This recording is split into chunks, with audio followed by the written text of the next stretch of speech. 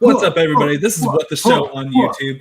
We have Mike mashing the Y button on his Super Nintendo controller, getting ready to talk about the top 5 video games within a Steam panel.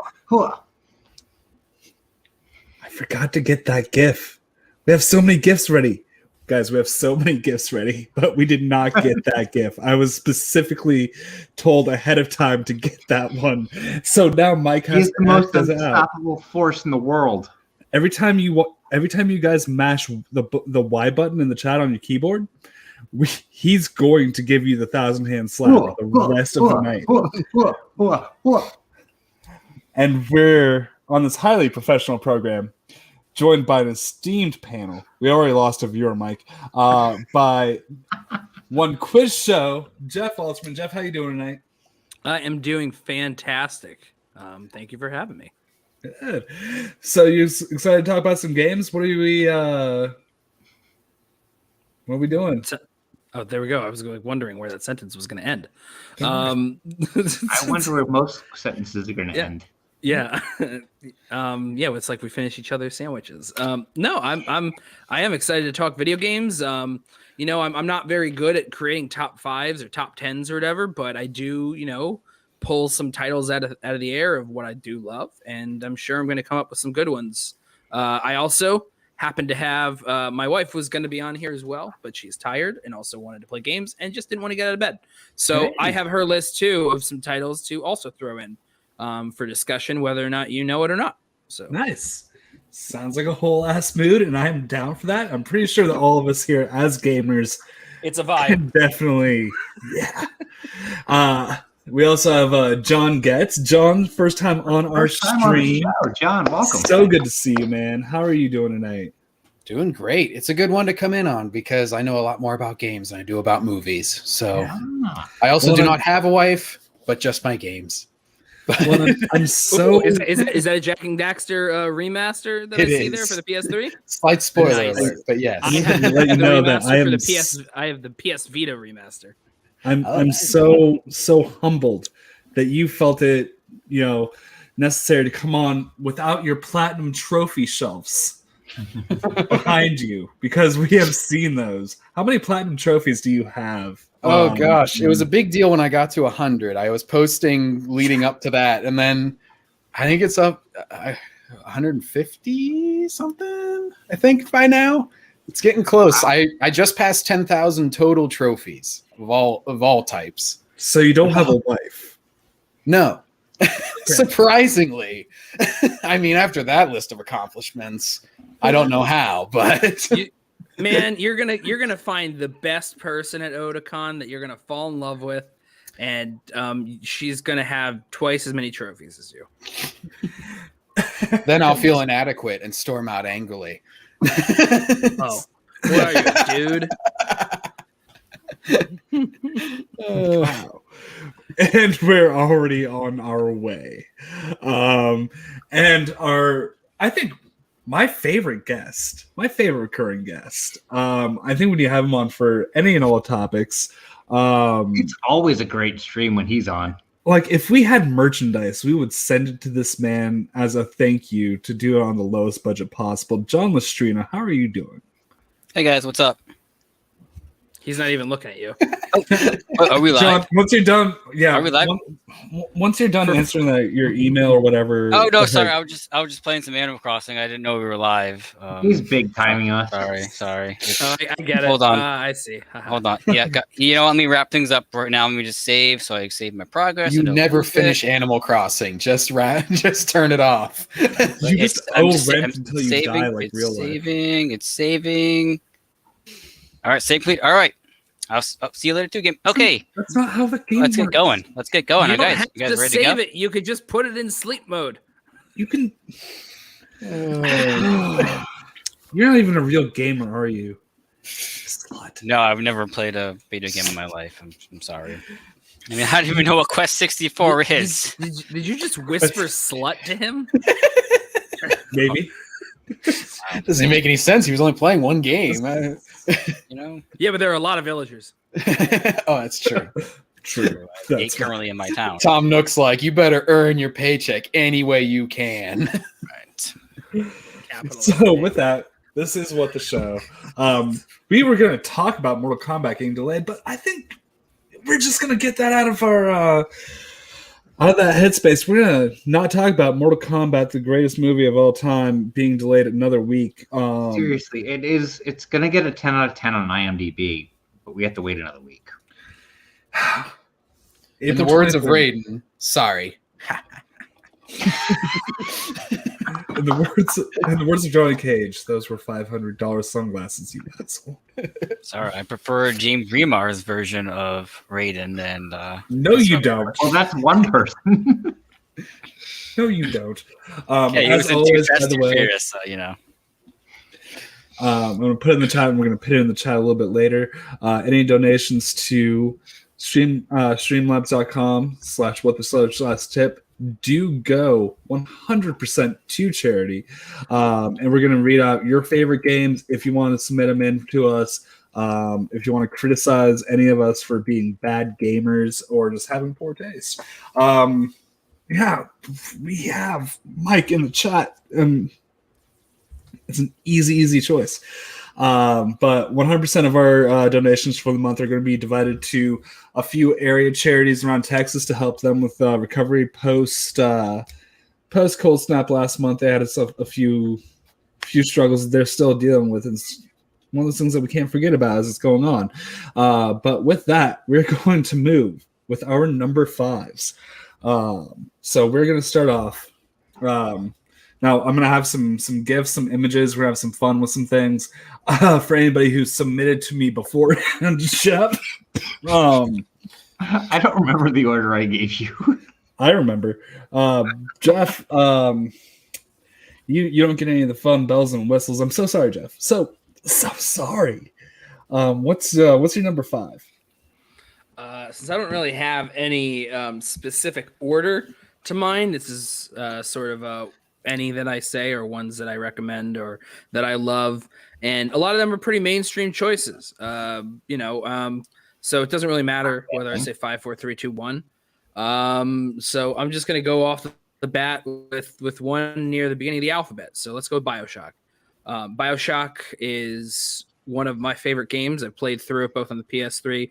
I played it on the remastered version on the PS4. The whole series, BioShock 2 might not be as strong. BioShock Infinite is also really great, but there's nothing quite like BioShock, which I think takes a whole other level to the idea of a video game and you following the role of being this player and following the storyline, where you think you're just following the rules of it and you're going from one spot to the next until the game actually kind of turns that idea on its head, that you haven't been following the video game, you've been following what Andrew Ryan is telling you what to do all along.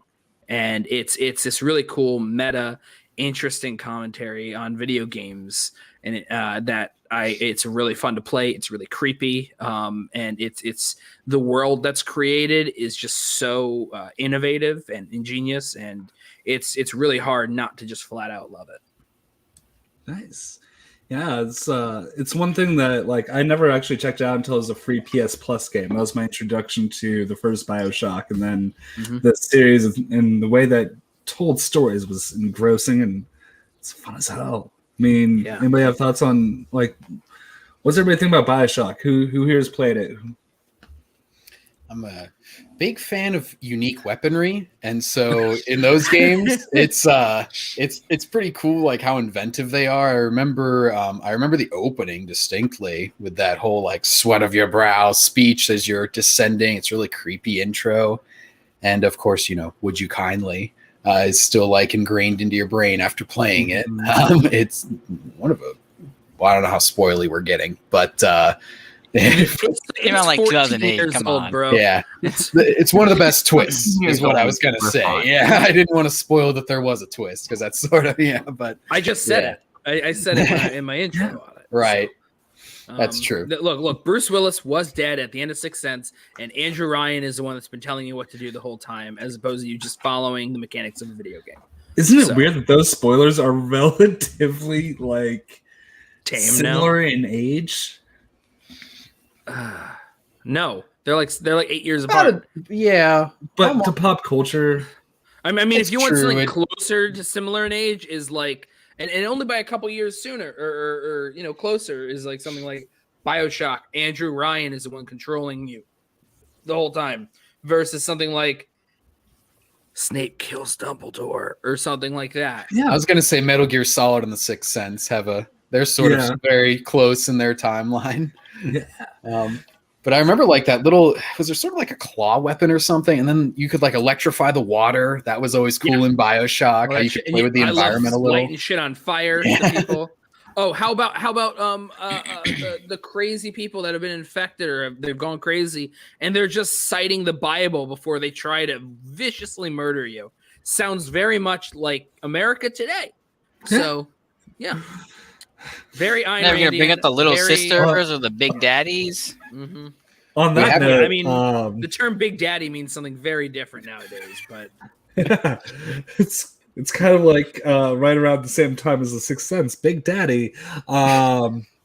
Actually, yeah, those are both 99. Yeah, Big Daddy. Yep. So, Mike, what do you got for your Mike? What do you got for your number 5? My number 5 is Ultimate Mortal Kombat 3. Nice. Okay. Yeah. Oh, sorry. That's the wrong Mortal Kombat. That was a spoiler for a little later. This is the one we have for Mortal Kombat 3. People die. Oh, okay. Friendship. Oh, Kitana, you're so drunk. But so, I mean, Ultimate Mortal Kombat 3 was like the one that like when like I'd only played the first 2 like on Super Nintendo, and I had a friend who had it on Sega, and it was like everything. But yeah, man, what's your love affair with Ultimate Mortal Kombat 3? Like Ultimate Mortal Kombat 3, like I will openly admit I never owned on a console, but at the arcade, that was by far the coolest one in the arcade.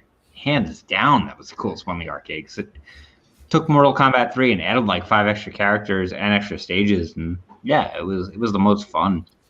Yeah. Definitely, like because even when Mortal Kombat 4 came out, Mortal Kombat 4, it's a flawed game. Like it's not up in the higher echelon of them. Yeah. But did that one go to 3D, or was that was the first one to go to 3D? And yeah, it was not.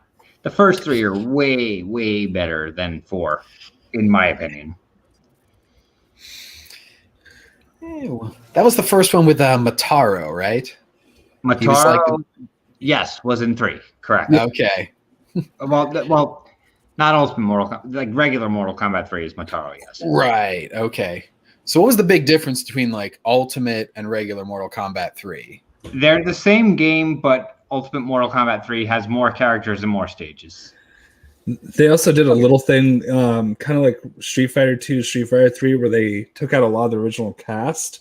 They brought in a lot of original cast members into Ultimate Mortal Kombat 3 that weren't in the original.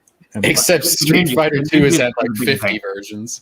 Yeah. Ninjas were the big difference because they didn't get them back for 3 originally, and then when Ultimate happened, they were able to get them back. Because like Scorpion is not in Mortal Kombat 3, but he's in Ultimate Mortal Kombat 3.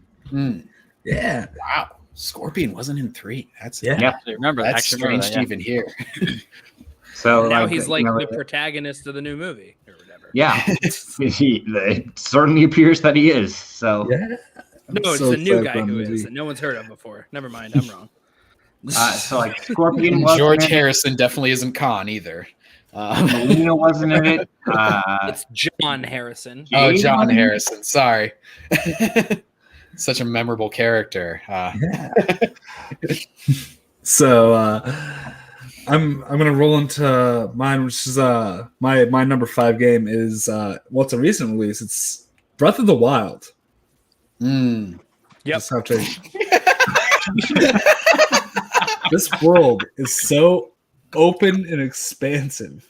That shit like that's just programmed into the game, but you can also lose yourself into a really calming experience of, just running around. I think it's the most relaxing and complete open world. I'm not a fan of sandbox games usually, but I never felt limited. I never felt like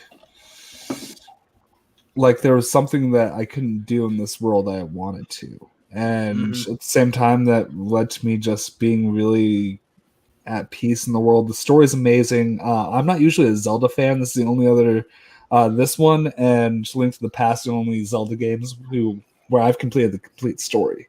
So that's my thing. Anybody have thoughts on Breath of the Wild? I have a big thought, which is I never really played much Zelda before that point. The only Zelda that I had really played was I attempted for like an hour to play Twilight Princess at one point. I had played some of Ocarina of Time 3D when I got my 3DS, but I never got very far. I was never a big Zelda person. Then when we got the Switch, Paulina got the Breath of the Wild and started playing it. And then, I was kind of hanging out there and playing along and watching her play, and it is fucking great. I am a very bad person when it comes to playing open world games. I like BioShock or something. They're much more linear, and they kind of bring you from point A to point B to point C, and then you're done. And that's kind of like works with me. I get the ADHD, and I'm like, I get lost, and then I give up. I was just talking before this with Gets there and all you guys about Ghost of Tsushima last year. That is a big open world game. It's a gorgeous, big game. And I got a third of the way through, and then I just gave up. Breath of the Wild took a long time to get through, but it's fucking immaculate. It is beautiful to look at, and it is so expansive, but it's like you want to explore it because every part of it feels worth checking out. So yeah, like Zelda was a big part of my childhood. Obviously you all know I'm a little older than most of you, and the original and Zelda 2 on the regular Nintendo were huge parts of my childhood, honestly. And I had both of those on the gold cartridges, which that was a big deal back in the day.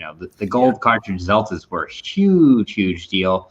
And when 64 came out, actually, I had a subscription to Nintendo Power and got Ocarina of Time as part of my subscription to Nintendo Power on a gold cartridge, which, these days people, obviously with non-physical media, that's not as big of a deal. But back then, that was huge, having those on the gold cartridges. And remembering, the original Zelda is such a, in theory, primitive game. But at the time, there was so much going on with that game. Like, that game was so much more involved than almost any other video game that came out at that time. And even Zelda 2, which was more of a side-scroller, had so many more side quests and things than you were ever used to seeing at that time. And just as a whole, that series is something special. Yeah, my wife did note in her list that she gave me to share some. She went back and forth on her favorite Zelda game between citing, Breath of the Wild. Hers is like Twilight Princess. She fucking loves Twilight Princess. She's played it through in the HD remasters. She plays it through a few times on the Wii. She loves. She's mentioned like the dark lore that they have in that game specifically, and helps with the tone, kind of like gives it this really interesting, unique spin. That kind of like has it on this pedestal separate from so many of the other different games that are much more fun and lighthearted. And the series is just very cool in general. Yeah, just Zelda as a whole is a treasure of a like. If you like any kind of video games, that's a wonderful series, just in general. So now that everybody likes my pick, John, what? So my number 5, which I have one of only 2,000 physical copies in the whole world, is Retro City Rampage, which I don't know how many of you guys have played this. I think I got it because I'm pretty sure it was a PlayStation Plus game whenever I first played it on PS3. And I tried it out. 2,000? What's that? There's only 2,000 copies of that? I think so. I think I'm remembering that right. It was from Limited Run Games or something. Limited Run. Yeah, they do. And I got it like right away because at that point I played it on PS3 and I was like, I freaking love this game. I'll gladly replay it on PS4 because it is just, it completely blindsided me because, you download it. It's like a few megabytes because it looks like an Atari game. And you download it real quick on PS3 and I'm like, I'll check this out. And just like, at first I'm like, what is this? It's like GTA with Atari graphics. And then the jokes just start coming and it's parodying like everything, like every game I can think of from watching, even games I haven't played that I've just seen on like Angry Video Game Nerd. I'm getting all the jokes. It has like a Joker, like parody character, the Jester, who's just like listing his evil plans to you constantly. It's got Back to the Future parody with this crazy doctor who's like drunk building this time machine the whole time. It just like bombards you with humor and it works it into the gameplay too, where you're like crushing people in the street and all of a sudden they're like, what are you, some sort of psychopath? You were just supposed to pick up a package. Why did you kill everybody? It's just like it's beautifully self-aware and it's like it is such a nostalgia love letter. Like when you mentioned Angry Video Game Nerds, like it kind of feels almost as much like that kind of game as the actual AVGN game. Oh my gosh, that's one of the OGs of the internet. I will never ever forget that dude's review of the original Teenage Mutant Ninja Turtle games from Nintendo. He's like, you just walk over it. You just fucking walk over it. He's still doing shit. Like I watched his Darkman review. He reviewed the Darkman video game. Didn't even know there was a Darkman game, and he found it and did it. Like he goes way back. Oh god. OG right there. Oh my god. But it just like I got the Metal Gear jokes whenever the guard's like text bubble is popping up and he's basically saying like, I have tunnel vision and insomnia and just like randomly falls asleep so you can get past him after he like makes you die 3 or 4 times because he's impossible to get past. Then he's just like, oops, error, and dies. It's just like I don't even feel guilty spoiling any of the jokes because there's literally like hundreds and hundreds of them in the game. Like it never stops. Yeah, dude, you would love this. 100%. It's so accessible too. Like it's not hard, but right.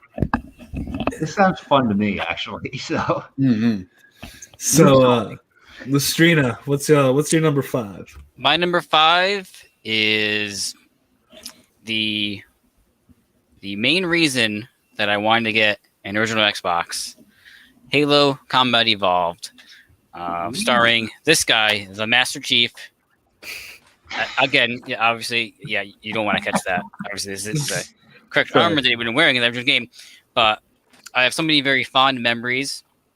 It's a great collection as well, Master Chief.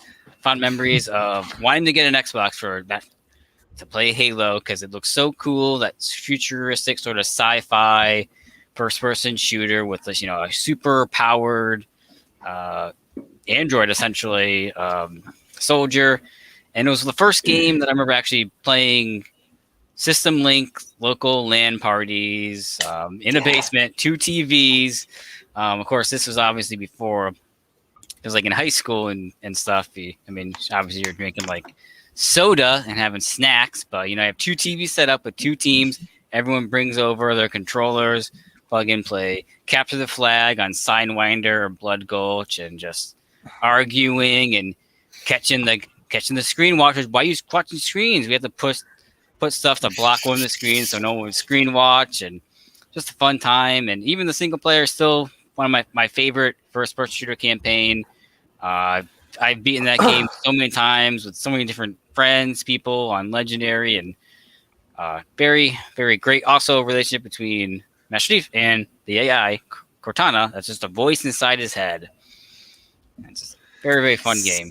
Very fun memories. There was always that shitty controller that was like clear and everybody just wanted to pass it off. It's before like they had like the S controller, the big bulky controller, which we called the rotisserie chicken. Yeah, it was like before it was known as the Duke. We called it the rotisserie chicken because it looked like a rotisserie chicken. So it's like you didn't like one. There was like one that someone still had, and It's like you don't want to get stuck with that controller. It was sticky under the joysticks. You're like, you can play with this one, player 4. And you're like, I'm gonna lose. I grew up with fighting games in the 90s. Like I had Mad Cat shit. Like, I had those on PlayStation. I never 1. had a Mad there Cat's one. shittiest controllers. That was great. I played Mad Cat's controllers at friends' houses. They're so bad. They were awful. I was actually reminiscing with somebody at work about Halo, though. I was telling a customer about this stream, and when Halo came up, it's like, yeah, the last time I played it was at a LAN party when I was 16 years old, but I could still remember Blood Gulch if I like the back of my hand if I needed to. You could. Anyone remember Red versus Blue? Anyone watch any Red versus Blue? Oh yes. Yeah. Oh my gosh. Where do you think I got this? There was also like Arby and the Chief on like Machinima, I think it was. Arby and the Chief. Those are with like just like the action figures. I'd be down to just do a watch along of fucking Red versus Blue. Yeah, we should do that sometime. Actually, I think there's a lot of episodes of that. We have to marathon it. No, it's like a couple. I think it was like on Netflix. I forget. I don't know if it's on there anymore. But it's like every season is one episode, and it's like hours. Each episode is like hours long. We can do it Screen Junkie style with just a bunch of Mountain Dew. It's like, this is close enough to Mountain Dew, right? 18 seasons, 330 episodes. That's a weapon in 18 states already. It should be a weapon in Halo. Four Loco. That's Twisted Tea. Oh God, Four Loco. No, Okay. I mean we could do that for the watch along. I miss Four Loco being the real Four Loco as opposed to what it is now. I miss the real crack cocaine. So we can You go ahead remember and Sparks? do this. Do you remember What's that? Sparks? That was like before Four Locos. Sparks was even worse. I'm gonna type in the chat. What the hell does this have to do with video games? Don't worry, there's already that nerd Patrick Gibson in the chat. So don't worry. It's supposed to be like alcoholic Elder energy drink. Scrolls.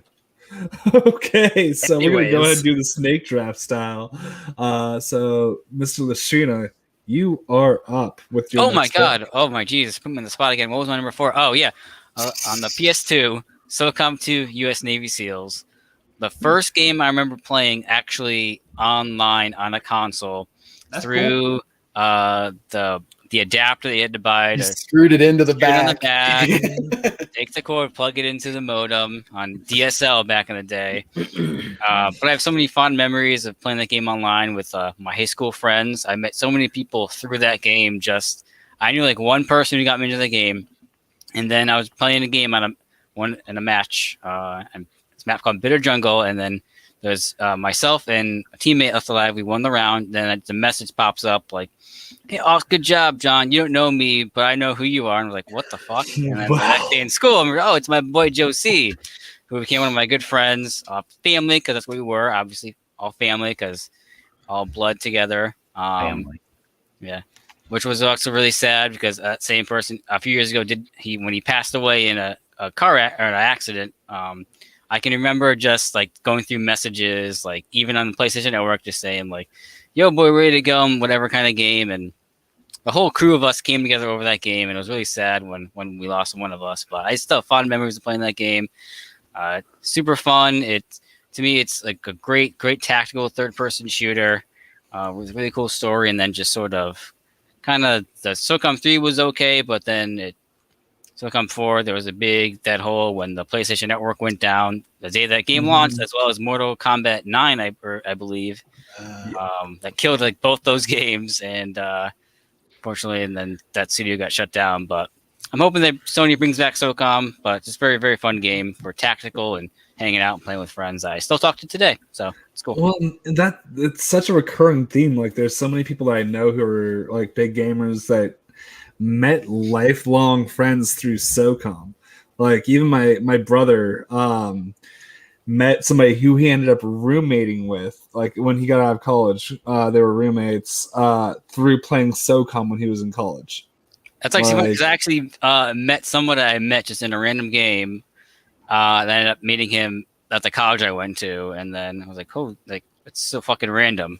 Yeah, it's crazy how that game really brought people together, and like produced good roommates because you knew how to deal with stressful tactical situations. And the commercials You for knew that how to game divide too. and Oof. conquer a task.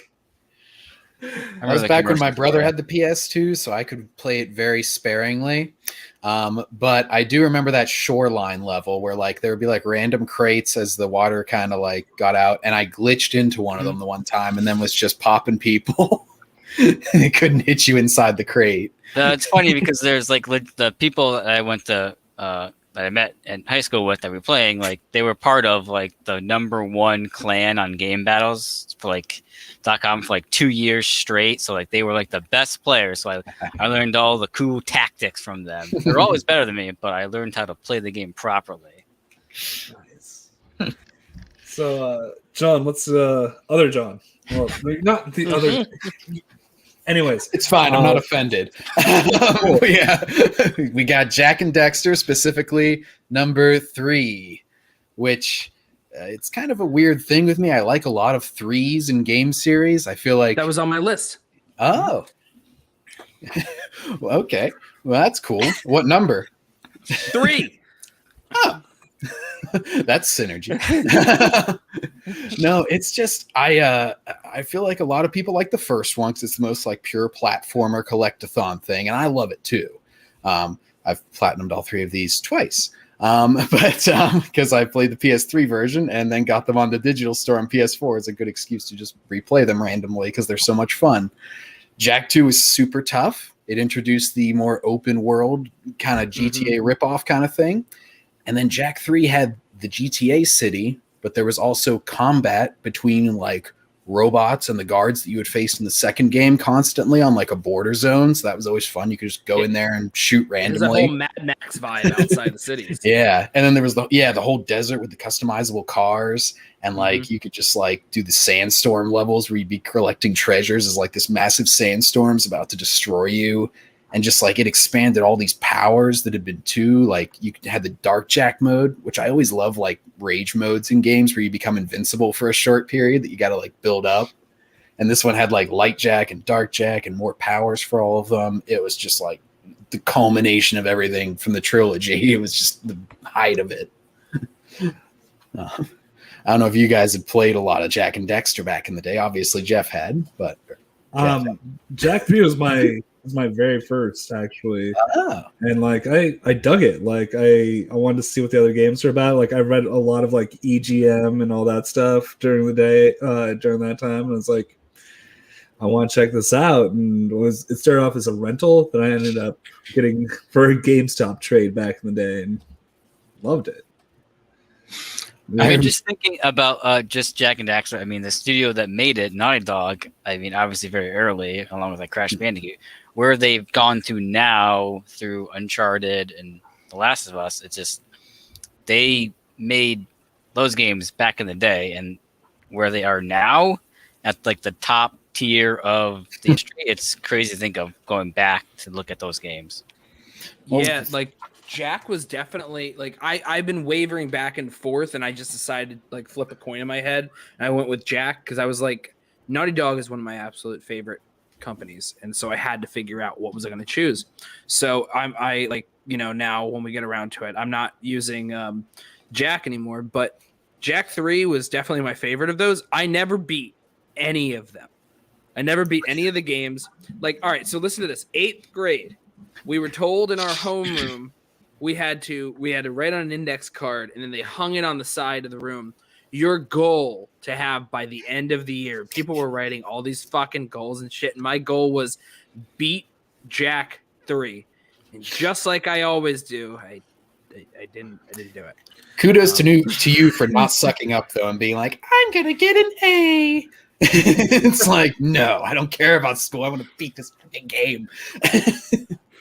No, was that 8th grade? Might have been 8th grade. It was middle school. Don't worry, nobody can remember 8th grade. So remember 8th grade? Great movie by Bo Burnham. Delightful movie. Yeah, great movie by Bo Burnham. That was a great movie. It was a great movie. It wasn't there when Mike was working in the theater, but it definitely was in theaters at some point, right? That was a whole thing. That was one of my most unexpected surprises. Like, that movie was fantastic. Off topic. Anyways, off topic. Watch 8th grade. If you haven't seen 8th grade, watch 8th grade. I absolutely agree with what John Lastrina here said about Naughty Dog. Just what they did then versus like where they are now, but also still even taking that into account, they're doing crazy stuff and it's all based in like this gritty realism and whatnot. But back then, they were still innovative in a whole different way. Now it's technologically. Back then, it was like we got a fucking ocelot that just that basically is just like a furry Danny DeVito. Like, what are you gonna do about it? And also, we're mixing 3D platformers with a GTA open world with all these different guns that are. It's like so many gameplay styles mixed together. The car combat, like Twisted Metal's in there too. It's just like such an expansive game when you actually think about all the gameplay styles that are mixed together. I played Daxter on the PSP. Jeez. So my number 3. Or sorry, my number 4 is Super Mario World, because it's Super Mario World. My God, none of you have this on your list. Mario? Who? Never heard of him. It's one of those things where like classic Mario. Yeah, you want to give it that thing where you want to go back and play the old ones, but when you want to come back and play the old ones, some of the physics in those old games are not so forgiving. This is something where it's approachable. You can go back and play and it felt like you did when you were like in the 90s. You know, it still works. It works easier to play Super Mario World than it does Super Mario 64. It's Super Mario World is great. I have a different Mario game on my list, and we'll get to that there. But it's so hard sometimes to choose because it's crazy to think that one main series could have so many different games that could each be cited in like a top 5 list. Like the Mario games, honestly, like especially growing up and seeing the evolution of them, you know, like Super Mario Brothers 2, you have to take with a grain of salt, and that's not really a Mario Brothers game. If you know the history of it. Yeah, exactly. So like, but the actual Mario Brothers games, like they all took a step up from the previous one. They pretty much all did. And then you got to 64, and 64 was like, you know, it was groundbreaking and amazing, but it's another planet of a game compared to the ones before it. And I'm not saying it's better or worse than the other ones, but it was a totally different environment. Whereas, you know, you talk about World, and World was, you know, it took what was 1 and 3 and amplified it. Yeah. Mm-hmm. So, Mike, what do you got? So, my number 4 is one that I owned on a console, and that's Mortal Kombat 3. Nice. Okay. And so this one, you know, I talked about Ultimate Mortal Kombat 3, but like by the time that came out, I had outgrown all these systems that got released for. So I'm gonna go with the one that I actually owned and the one that I played the most on those, and that's Mortal Kombat 3. And Shao Kahn was so fucking hard to beat in that game. The only character I could beat him with was Sub-Zero. So literally, like every other Mortal Kombat game, I could beat with almost any other character. But no, Mortal Kombat 3 was fucking hard as shit, and I could only beat him with Sub-Zero in that game. You just found a cheap attack to spam. Yeah, but Sub-Zero was great. Like I know in like future iterations, Noob Saibot was like unstoppable. I think in Ultimate. But I did not own that on the Sega Genesis. I did own Mortal Kombat 3 on the Sega Genesis, and every other character Shao Kahn was almost unbeatable with. So you needed to use Sub-Zero, and that's the reason that's going number 4. Nice. But Sub-Zero, you're my boy. Well, we mentioned earlier that you actually picked the one without the ninjas. So you have the one with Stryker, whose power is gun. Yeah. Cabal. Power, look at it and scare. Yeah. Cabal is bomb. So time and on, but in this one, Cabal is kind of he could run at you really fast. His power is a little bit better than gun. Yes. Okay. And he's gonna be in the movie. But spoiler alert, you've already seen him getting killed with a fatality in the trailer. Facts. Or So with that, we're gonna move on to our esteemed guest. We're gonna have Jeff on there. I'm gonna have to leave for this one. It's not because I don't care about you, Jeff. It's just because. All right, He didn't give a reason, so I guess it is because he doesn't care about you. Well, Well, at least we know it's not because I don't blame It's him. fine. I mean, yeah, right. His name means always jacking off. Anyways, my number 4, I'll go with another. I'm just gonna take this time here because, like I said, these titles don't really mean much in terms of like what order they're in. So I'll throw out since I'm going back to back anyway now because of the snake draft thing. Yeah. I'll bring up another Naughty Dog. Just go back and I've wavered between all 3 of the major Naughty Dog titles, between the Jack and Daxter with Jak 3, between Last of Us, and between Uncharted. And what I ended up choosing was Uncharted 4: A Thief's End. Now, interesting. yeah, so pretty much all my list, they're newer games, and that's because, a lot of the games I played are newer. I don't have a whole lot of older ones that I play, but also I'm of the belief that just because a game is older doesn't necessarily make it better.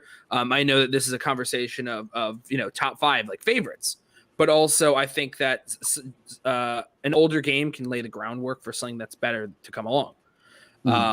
And the same thing goes for literally anything, for any topic of like just something's older and it's like, oh, we can acknowledge a legacy, but acknowledge also that better things have come as a result. Just like Breath of the Wild, when everyone's like, oh, Ocarina of Time is the best one of all time, right? But like, come on. Which one, if you give to a new person, are they going to say is better? Who's never played any of them. It was really hard to decide for me. Like my least favorite of the 4 of them was Uncharted Drake's Fortune. Right, but that's a fun just intro to the idea of this Indiana Jones ripoff type of thing. Excuse me, with this smarmy, sarcastic character. Most people arguably say it's Uncharted 2 Among Thieves, which is incredible. But I think I love those ones. I really fell in love with Uncharted with Uncharted 3 Drake's Deception. And then I thought, well, that's a great way to end a series. It's a fun, good capper. And they did with Uncharted 4, A Thief's End, something that I didn't think was better. They were able to top themselves. They were able to retcon a whole character into the series, and it worked. And they threw in the swinging dynamic with the rope that they didn't have before. And the story worked. The combat worked. It's one of the most cinematic games that I've ever played. And yes, Naughty Dog does have this thing now. Like when it came to the Jak and Daxter stuff, it's much more about playing the game. And when it comes to Uncharted and The Last of Us stuff, it's much more about you play the game, but it's also very much so you're watching the scenes where people are acting. But I really think that Uncharted has this really great. There's only one other PlayStation game, which I'll mention later, that I think tops all of those in terms of blending what's story and what's gameplay. That's a newer game. But I think Uncharted A Thief's End is just it's awesome. And I can't say enough good things about it. I literally think that series for me, now 3 and 4 I waffle back and forth on, but I feel like it gets better with each one, which it sounds like the way you described it, that you're kind of similar. Yeah. Because like, I played 1 and I was like, that was okay. And then 2, it's like, wow, it's this big leap forward for just storytelling and gaming and the train level and everything. And then 3 was like, I was hyped up from the first trailer and everything. And just every set piece I just loved in it. And then I like how they made you wait, because I think 3 was in 2011, and then the 4th one was like November 4 2011, years. Yeah. November 2011, and then the last one came out, I think it came out when I left college in May 2016. So it was like 4.5 years. They did have the Vita game in the middle. Golden Abyss. I haven't played that. Really good. I have played Lost Legacy, which is the side quest of the two of like the lead women from 4 and 2. Yeah, and that's the most recent one. But But I remember 4 was so hyped because they showed a teaser trailer for it at the night that the PS4 came out, because I was in Best Buy waiting in line for the PS4, and like Jeff Keighley was doing like this pre-show for launch as it approached midnight, and they showed like this little teaser, and I just saw the title Uncharted 4. I'm like, holy shit, Naughty Dog never goes past 3. Like they always do 3 and then a kart racer. Why are they doing a kart racer? Jack X or whatever. Because that was because when 4 they first announced 4, it had a different cast, different sort of story, different theme, and then there was the whole blow up at the studio with Amy Hennig leaving, and then Neil Druckmann coming in, taking over. It's and then crazy. Everything changed. Mm-hmm. Yeah, Neil Druckmann came in and like picked up the pieces because they were like, man, you did a great job with Last of Us. Because he had worked a bit in previous Uncharted games. Yeah, so he was on between his previous experience and doing The Last of Us, it made sense that he would be the one that took over. I mean, obviously there were probably like creative differences and stuff as well. But I mean, we can't, what Amy Hennig did with the other ones was fantastic too. So you also have to go see number 3. Yeah. So I'm just gonna. And Paulina's 3 and 4. Yeah. So I'll list one of Paulina's as well. Paulina's list also included Pokemon XD Gale of Darkness. Oh. Wow. It was on the GameCube. She said, I think the developers on this game, or rather the series, including the prequel, captures beyond what modern Pokemon games have been trying to accomplish. The story is memorable. The animation and personality of each Pokemon was spot on, and it felt like a real Pokemon experience. So I know that she's loved it. I know that she has like a limited edition GameCube of XD Gale of Darkness. And she's been hoping that there would be another installment that would be put on the Switch or something, and they keep not doing that. Pokemon Triple XD. That's funny. No Vin Diesel there. No Vin Diesel in that one. God! Don't you dare disrespect Jeff like that. Yeah. It's our job. So I'll mention another one of hers. There's a game called Night in the Woods. That was like early PS4, right? That was like we got on the Switch. Oh, okay. John's nodding his head. He recognizes it there. Mm-hmm. This is the most amazing storytelling game I've ever played. The amount of detail and truly leaning into the choose your own adventure style gameplay makes for a unique experience. I remember watching her play through it, and the animation style is very interesting, very unique and creative. And it's kind of captivating in a way that other ones aren't normally. So I dig it. But if I go with another one on my list, I'm going to go back to, like I said, most of my stuff is mostly newer stuff. So I wavered between an older Mario game. Oh, also she wants to say for Night in the Woods, you got to shout out the indie gamers, or like for indie gamers, for indie game creators and their studios. So, but I went back and forth between an older Mario game and a new Mario game, because my very first game system I ever owned was the Game Boy Pocket. And the very first one, I got a couple of different Game Boy cartridges when I first got it. The one that I played to death, which is not my choice, but I just want to give a special shout out to it, is Super Mario. What is it? Super Mario Land 2 6 Golden Coins. Mm-hmm. Which that was great. Where Wario, that introduced Wario First to the world of Mario on Game Boy. That's crazy to think about that. Yeah. Yep, and it was awesome. It was so much fun. But I have to go with, and I know it's the most recent one, but Super Mario Odyssey. Super Mario Odyssey is just, it is fucking great. It is one of the most fun Mario experiences I've had. That includes in college, everyone playing around my Wii U, playing the Super Mario 3D Land on the Wii U and whatnot. But it's like, and playing all the Smash Brothers, which of course Gotta love all the Smash Brothers. Brawl, Melee, Ultimate, love them all. But if I had to single out one of them, it's Super Mario Odyssey, all the way down to the song that has to be played in the main I left city. my heart in New Donk City. Yeah, it is a great song. It is a great game. It is arguably, not saying it is because, I haven't necessarily played all of them, arguably the best that Mario has to offer of what came before it and where it may be going. I literally only didn't pick it because I didn't want like more than like half my list to be Switch games. Like that's the only reason. I got it. I got it in there for you. Yeah. And like Mario games, like I said before, they constantly evolve to be better than the last. They do. Yeah. It's incredible. I played it in 2 days, and then we've gone back and we played it a little bit more another time. It is so fun, and that's the key word right there, is fun. Like Mario games always are fun. The only time in my experience and from what I hear of people that people don't have fun is some of the mechanics in like Sunshine, and like that's it. Otherwise, Mario is like the perfect kind of fun game to have.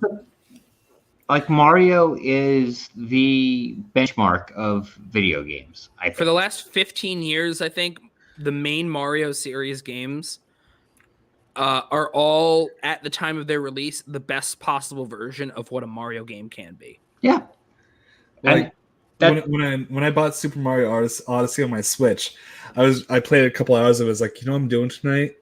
I'm renting a movie. Can't do it in the store, so I'm gonna rent it, digitally. I'm renting a movie and I'm getting delivery pizza. And I'm feeling like a fucking kid. Like, it's a really awesome, sweet experience I gave myself with that, because that's what I felt like when I played that game. It was like my childhood grown up. I love it so much. And when I think about it, I think about how when you're finally at the end and you're in like the Bowser world and there's all the lava around and the fire and like the ashes are all coming around and they're floating around the screen. And I think of my cat Oz, this big ass tuxedo cat who sees all these little things flitting around the screen like a bunch of little laser pointers. And then he hops up on there and he just starts getting up on the TV and like kind of slapping at it because he thinks they're all things for him. And I just everything about it is fun. Everything about it is super enjoyable. I don't have a bad thing to say about it. Yeah. All right, Mike, what's your number 3? All right, so this game revolutionized the video game industry when it came out in arcades. And of course, that's Mortal Kombat. The original Mortal Kombat. When that came out, everything changed. Everything changed. And yes, it came out on Super Nintendo and Genesis. Is that Mortal Kombat Deadly Alliance? I enjoy that gif of Too Cool right there. Sorry.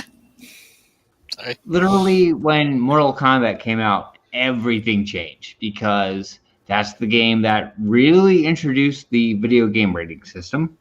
100% was responsible for that. Thank you, Tipper Gore. Yeah. And if you remember, that's the game that invented Easter eggs and everything. Well, not that, you're going a little ahead of time. Reptile was the original Easter egg in video games. Reptile was the, if you played that game, you're like, who the fuck is this guy when he showed up? And then when everyone figured it out, but you couldn't even play him as every character because you had to use no blocking at all. And some fatalities, it had to be double flawless, no blocking with the fatality. And some of the fatalities required a block to do it. And you couldn't even play Reptile against Reptile as everybody. So Liu Kang was out. Sonya was out, and Scorpion was out in the original iteration of Mortal Kombat. So you only had the other 4 players that you could possibly play against Reptile. Fun fact. And Reptile was just a green ninja in that one, right? He wasn't like an actual animal yet, right? Yeah, so he was like a sprite of... He was basically Scorpion and Sub-Zero combined, like if you could play him. Once you got to play him, you had to have a double flawless fatality, GoldenEye. the pit stage, Ooh, GoldenEye. and you couldn't use the block button. That's how you played Reptile. I remember this. I'm a fucking nerd. But yeah, so you actually could only play against Reptile as 4 characters, and it was not Scorpion, it was not Liu Kang, and it was not Sonya, because you had to use the block button for their fatality. So yeah. Yeah. Fun fact.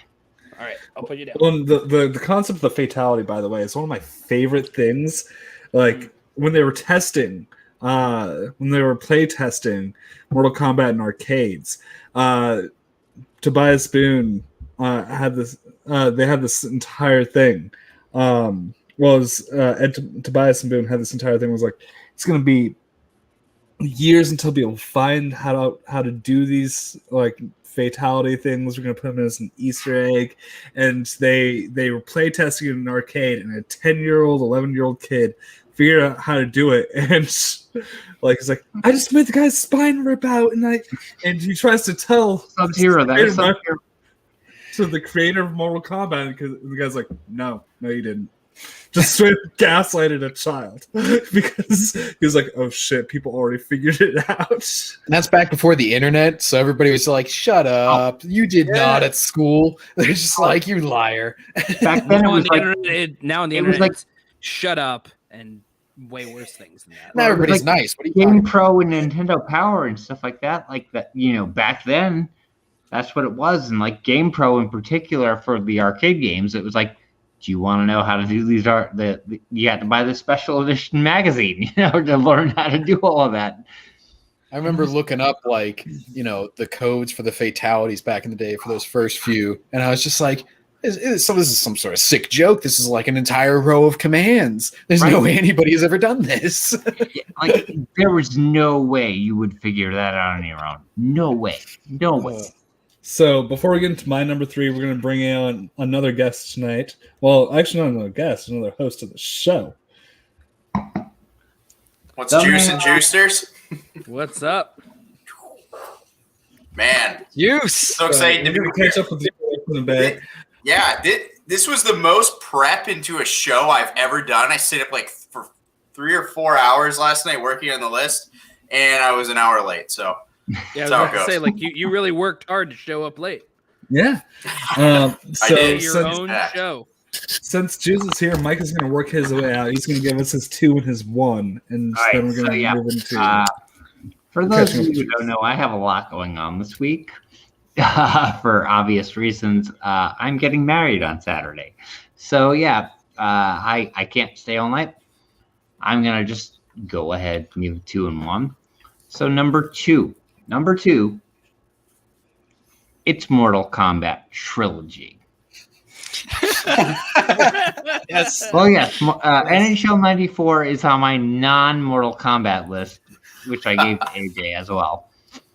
But Mortal Kombat Trilogy for the Nintendo 64 took all 3 of the first games and just put them all into a huge fucking basket, and it was fucking glorious, honestly, because you had the most players at the time to play on those. In the original 2D realm, you had everyone from all 3 of the first games on that, and that was really damn cool, especially because 3 and 2 left out certain characters, so you could actually play through those games as characters from that. And of course, number 1 is Mortal Kombat 2, which is the greatest video game of all time. Not Money Plane, but I mean, Money What about a man fucking an alligator? Thought he was going to say Deadly Alliance. It's not the Rumble, but it's close. Well, Mortal Kombat 2 is the greatest video game of all time, in my opinion. It took what Mortal Kombat was, which changed the industry and amplified it so much. Like where 3 became kind of a caricature of itself, 2 was the game. Mortal Kombat 2, in terms of the history of video games, revolutionized everything. There it is. Yes, exactly. There it is. Mortal Kombat 2 was everything that, and well, yes, that. But Mortal Kombat 2 was the game that literally defined a generation to me. Like everyone and their brother. I remember how hard it was to buy a copy of Mortal Kombat 2 back when it came out. Even I had a Game Gear. My next door neighbor had a Genesis, and we both went. I was able to find the Game Gear copy. He could not get the Genesis copy for like the first couple stores he went to. And it was, that game changed everything. You know, even though Mortal Kombat 1, yes, that one was the groundwork for everything. Mortal Kombat 2 took that and just amplified everything. Well, it felt like playing them back to back now, it feels like the complete experience. You can see the differences instead of just feeling like when it first came out, like it was like a slightly updated thing. It's like, no, they're night. It wasn't just a slight update. It was huge. And the thing is, Mortal Kombat 1, like I said, Mortal Kombat 1 was in itself something that was unique and huge to the industry. But then 2 just went. 2 was the game of all games at that time. It was big into like the console wars too, because you had like the blood on the Genesis, and then the better graphics on the SNES, and then So the SNES it allowed blood on 2. The SNES was 1 they didn't allow the blood on. So, you had to do. Didn't you have to do a cheat code for blood on? You had to know the blood code. You had to know the blood code. It was ABACABB. I will remember that forever. You had to have the blood code. But no, you're right, John. Though, like that was ACAB, no blood. That's the reason I bought a Genesis and not an SNES. I will openly admit that for the fucking blood code. That's the why did you like Mortal Kombat or something? Yeah, that literally was the reason I bought a Genesis and not an SNES at that time. Was for the full Mortal Kombat. But so that's my. All right. So before I leave, actually, I'm gonna give you all my 5 real quick. My 5 non-Mortal Kombat games, because AJ yelled at me when I submitted this, and I didn't yell at you. I just asked for the real ones. But and like I said, I have not owned a video game system since Nintendo 64. So this list is going to look kind of primitive, but whatever. I really don't care. All right. So my number 5 is going to be NHL 94. The EA Sports NHL 94. One of the most replayable games I've ever played.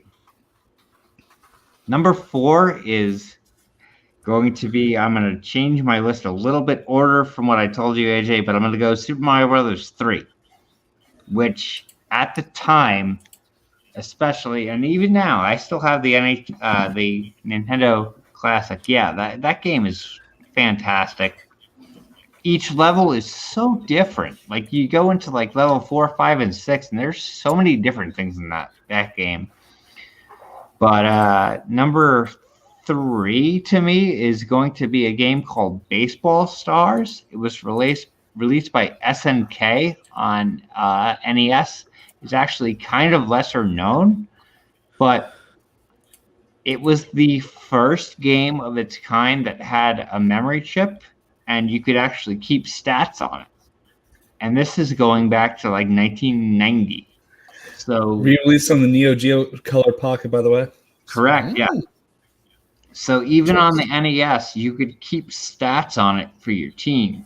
You could build a brand new team and create stats on it. And that was the first game that, was kind of, even though it's baseball, it was kind of a role-playing game, which was really, really damn cool. So number 2, and John, I know you're going to love this, WWF No Mercy. It is Good one. the most fun and replayable multiplayer game that you could have without being over the internet. Or Mortal You agree Kombat. with that, John? There's like 3 wrestling games that No Mercy is one of them. WCW vs NWO Revenge and WrestleMania Yes. 2000. Those 3 right there. Any one Mhm. of them is just chef's kiss for. So all wrestling 3 of them games. are Chef's Kiss, and No Mercy is the one that has the most. That's Do you the agree, one Jeff? that had the Chef's highest Kiss? level, and I agree. Everything you said, John, is correct. But No Mercy had this unbelievable replayable aspect to it. All right. And so number 1 is the game that is the reason I no longer play video games, because it sucked my life away. And that is GoldenEye. Oh. Yeah. Literally the game that changed everything. Well, that's Wolfenstein. What? No, that's GoldenEye. That's in the facility. I know because I looked up GoldenEye GIF right before I downloaded that.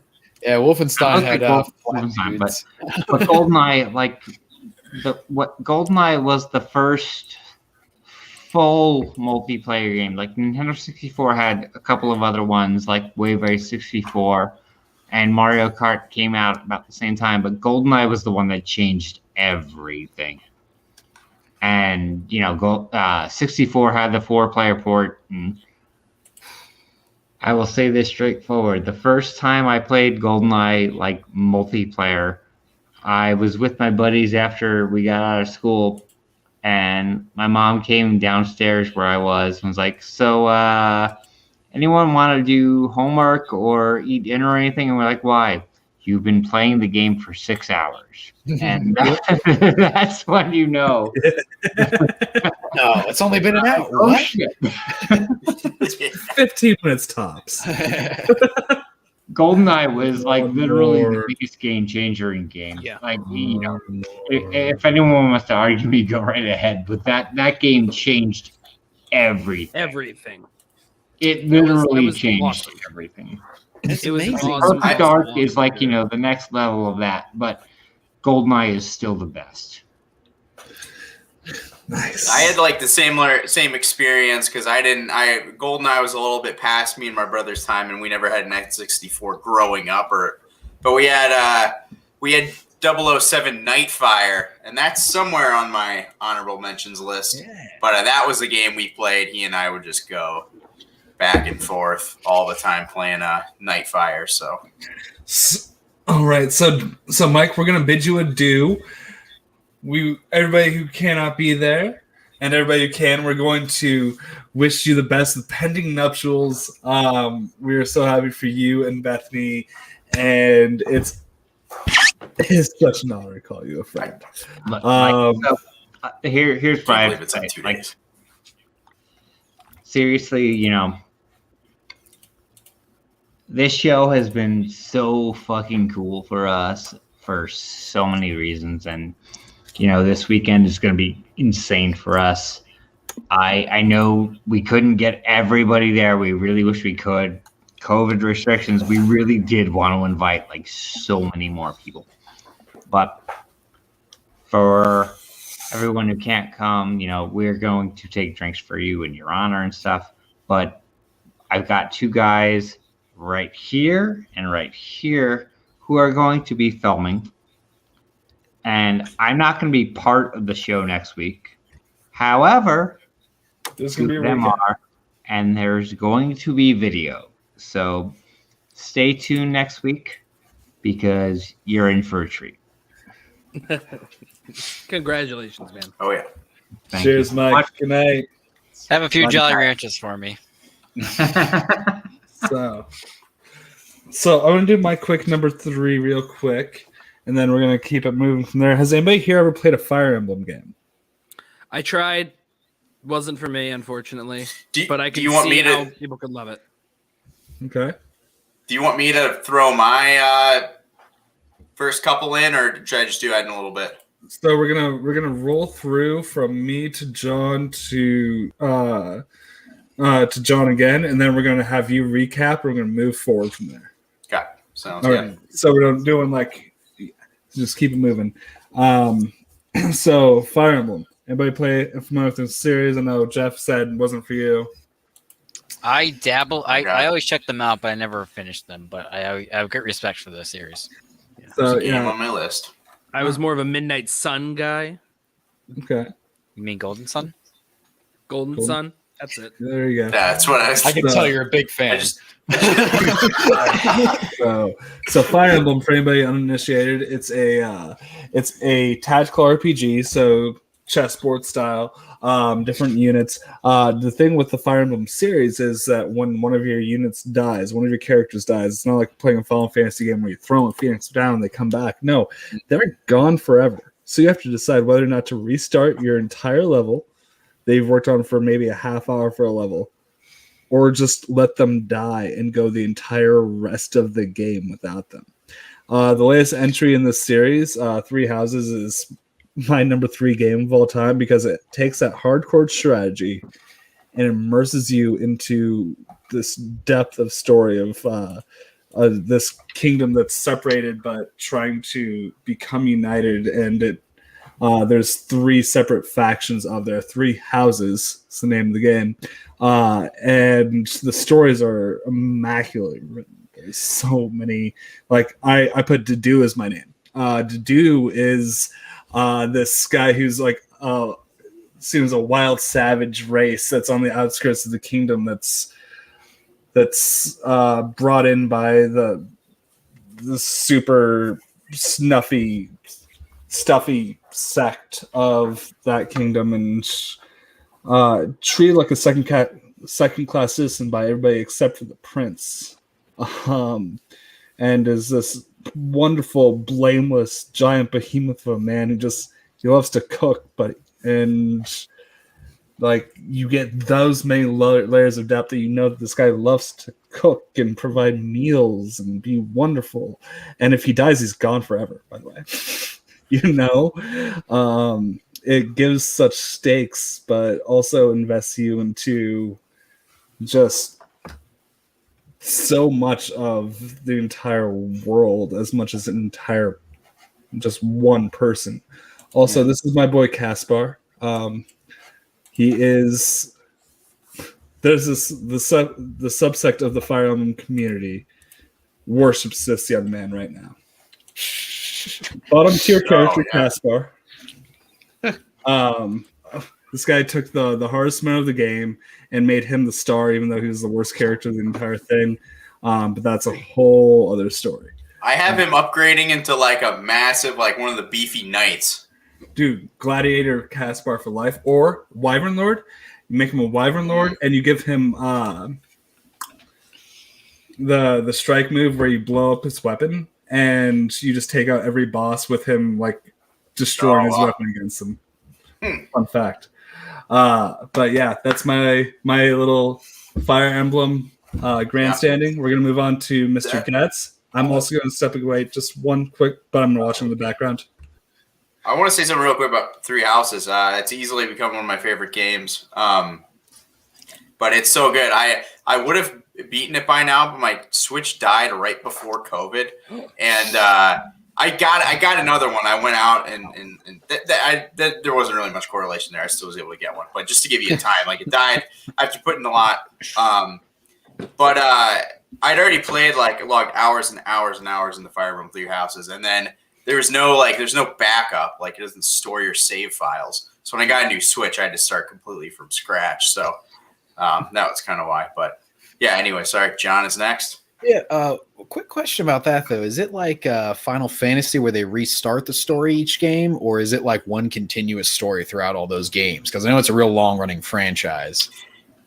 Most of them take place a lot of them take place in the same universe, and AJ knows probably way better than I do, but I know there's certain games that all take place. Like one game is kind of like a prequel, or takes place 30 years before. So some of them are in the same, and then some of them are just completely different universes, but they have the same core values of being they also there's get like a it in the 3D, chat. there's like a 3DS version where there's two I think there's like technically like 2 different releases of the same game with like 2 different like families or stories. That's the one that I got that I tried out. And then there's like a third, like where the stories kind of unite. So it's very confusing. Yeah. There's some of these like, and it's into the Japanese franchises that are like, there's Persona, then there's like Persona 4 Golden, then there's like I feel like people get hyped up for a release, and I'm like, didn't that game already come out?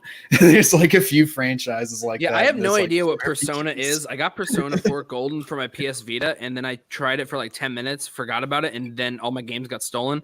So I never got a chance to like really get into Persona. Japanese high schoolers, man, taking down castles or whatever, their dungeons or whatever. But Persona 5, speaking of Persona, because there's Persona 5, and there's Persona 5 Royal, which has a story, and then Persona 5 Strikers, which technically replaces Royal as this. It's very confusing. Anyways, okay. It's Japan, Yeah. So my number 3 is, well, this is the Steelbook version, but it's God of War, the newest one. Oh, good one. That was going to be my number 1. It's right up there. I mean, I did not think, because I was a big fan of the first one. Up until this one, though, God of War 2 was my favorite, because it took all the first one and it just smoothed out all those mechanics that, like the wall climbing and stuff, that were kind of annoying in the first.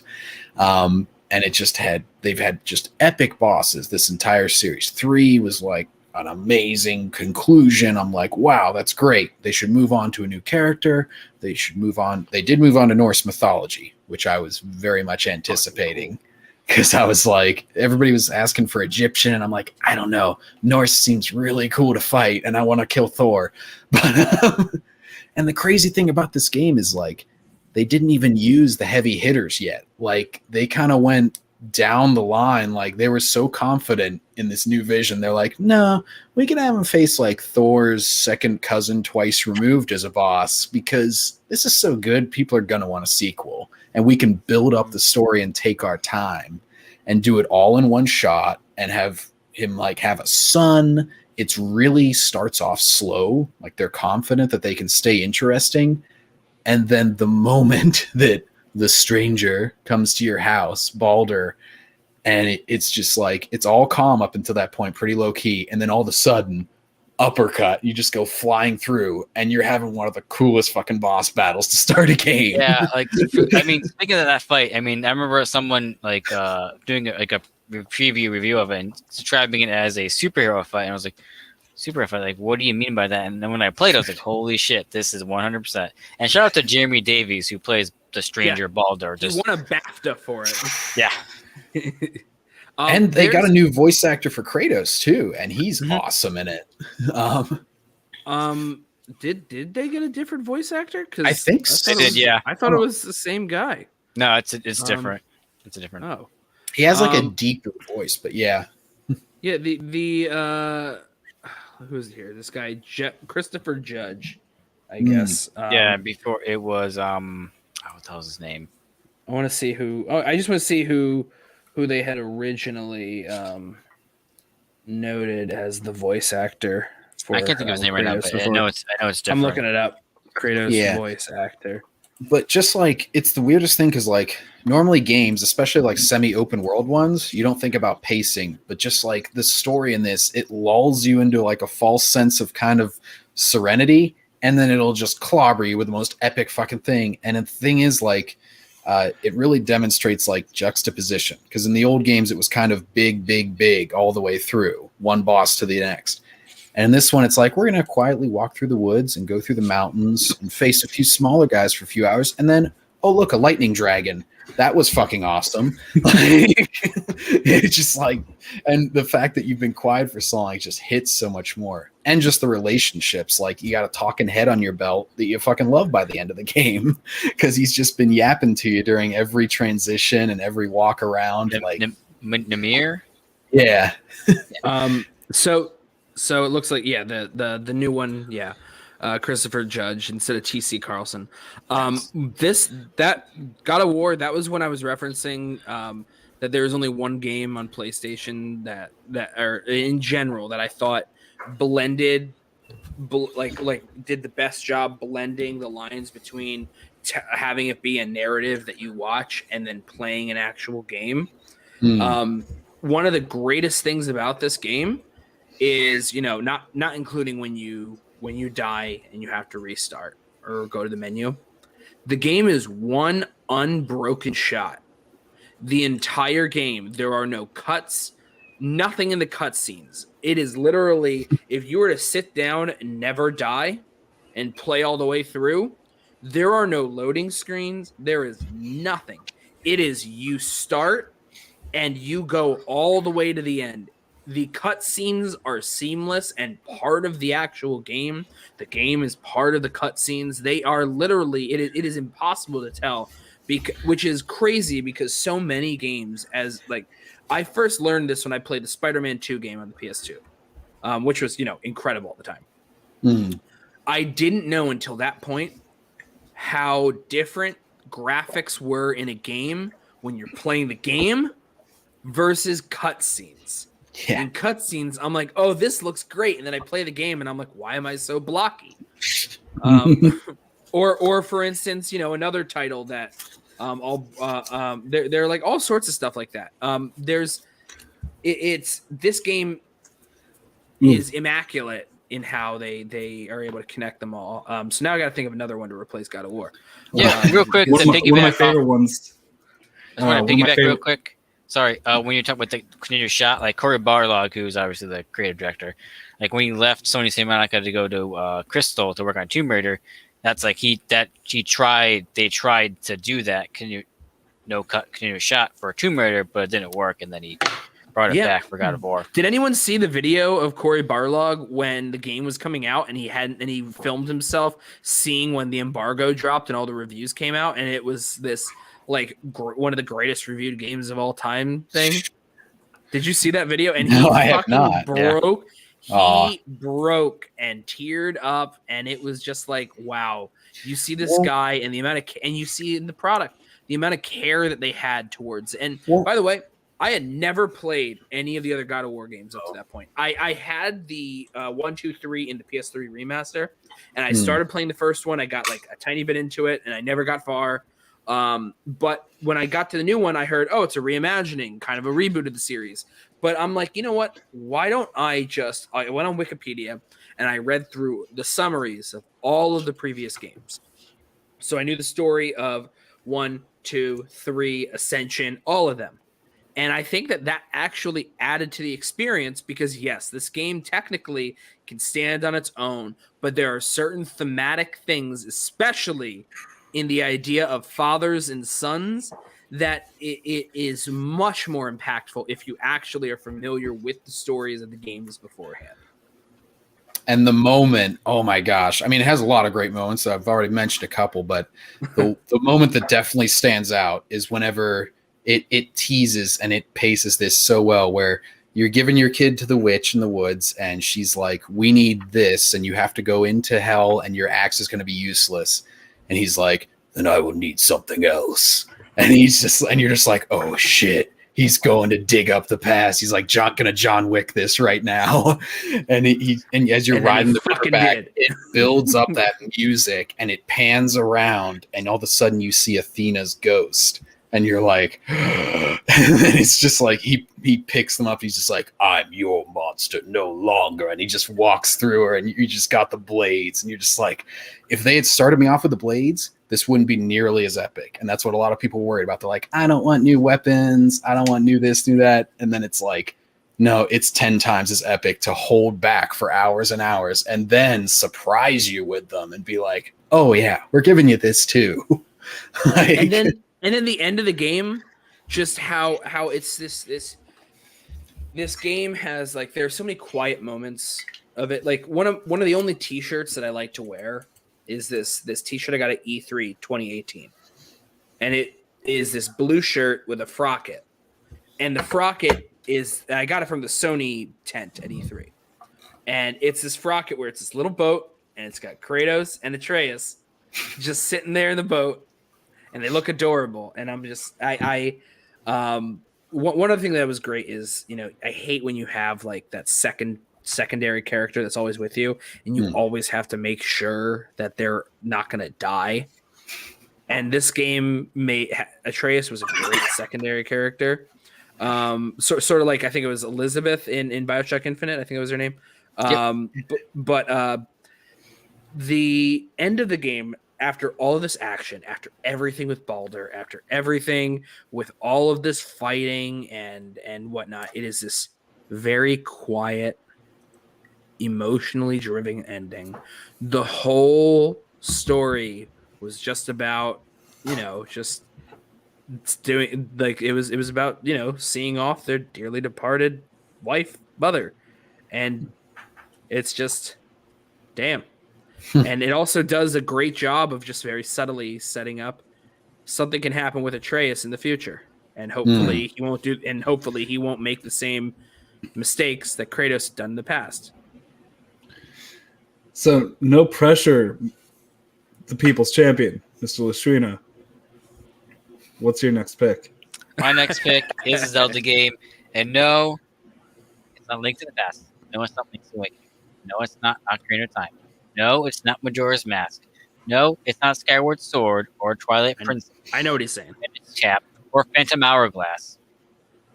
The Wand of Gamelon? It is. Or Swords of Zelda. The NES? NES? Not that one. It's Super Zelda it's or not whatever 1, 2, or 3. SNES game? It is WW? Wind Waker. Yep. Hell yeah.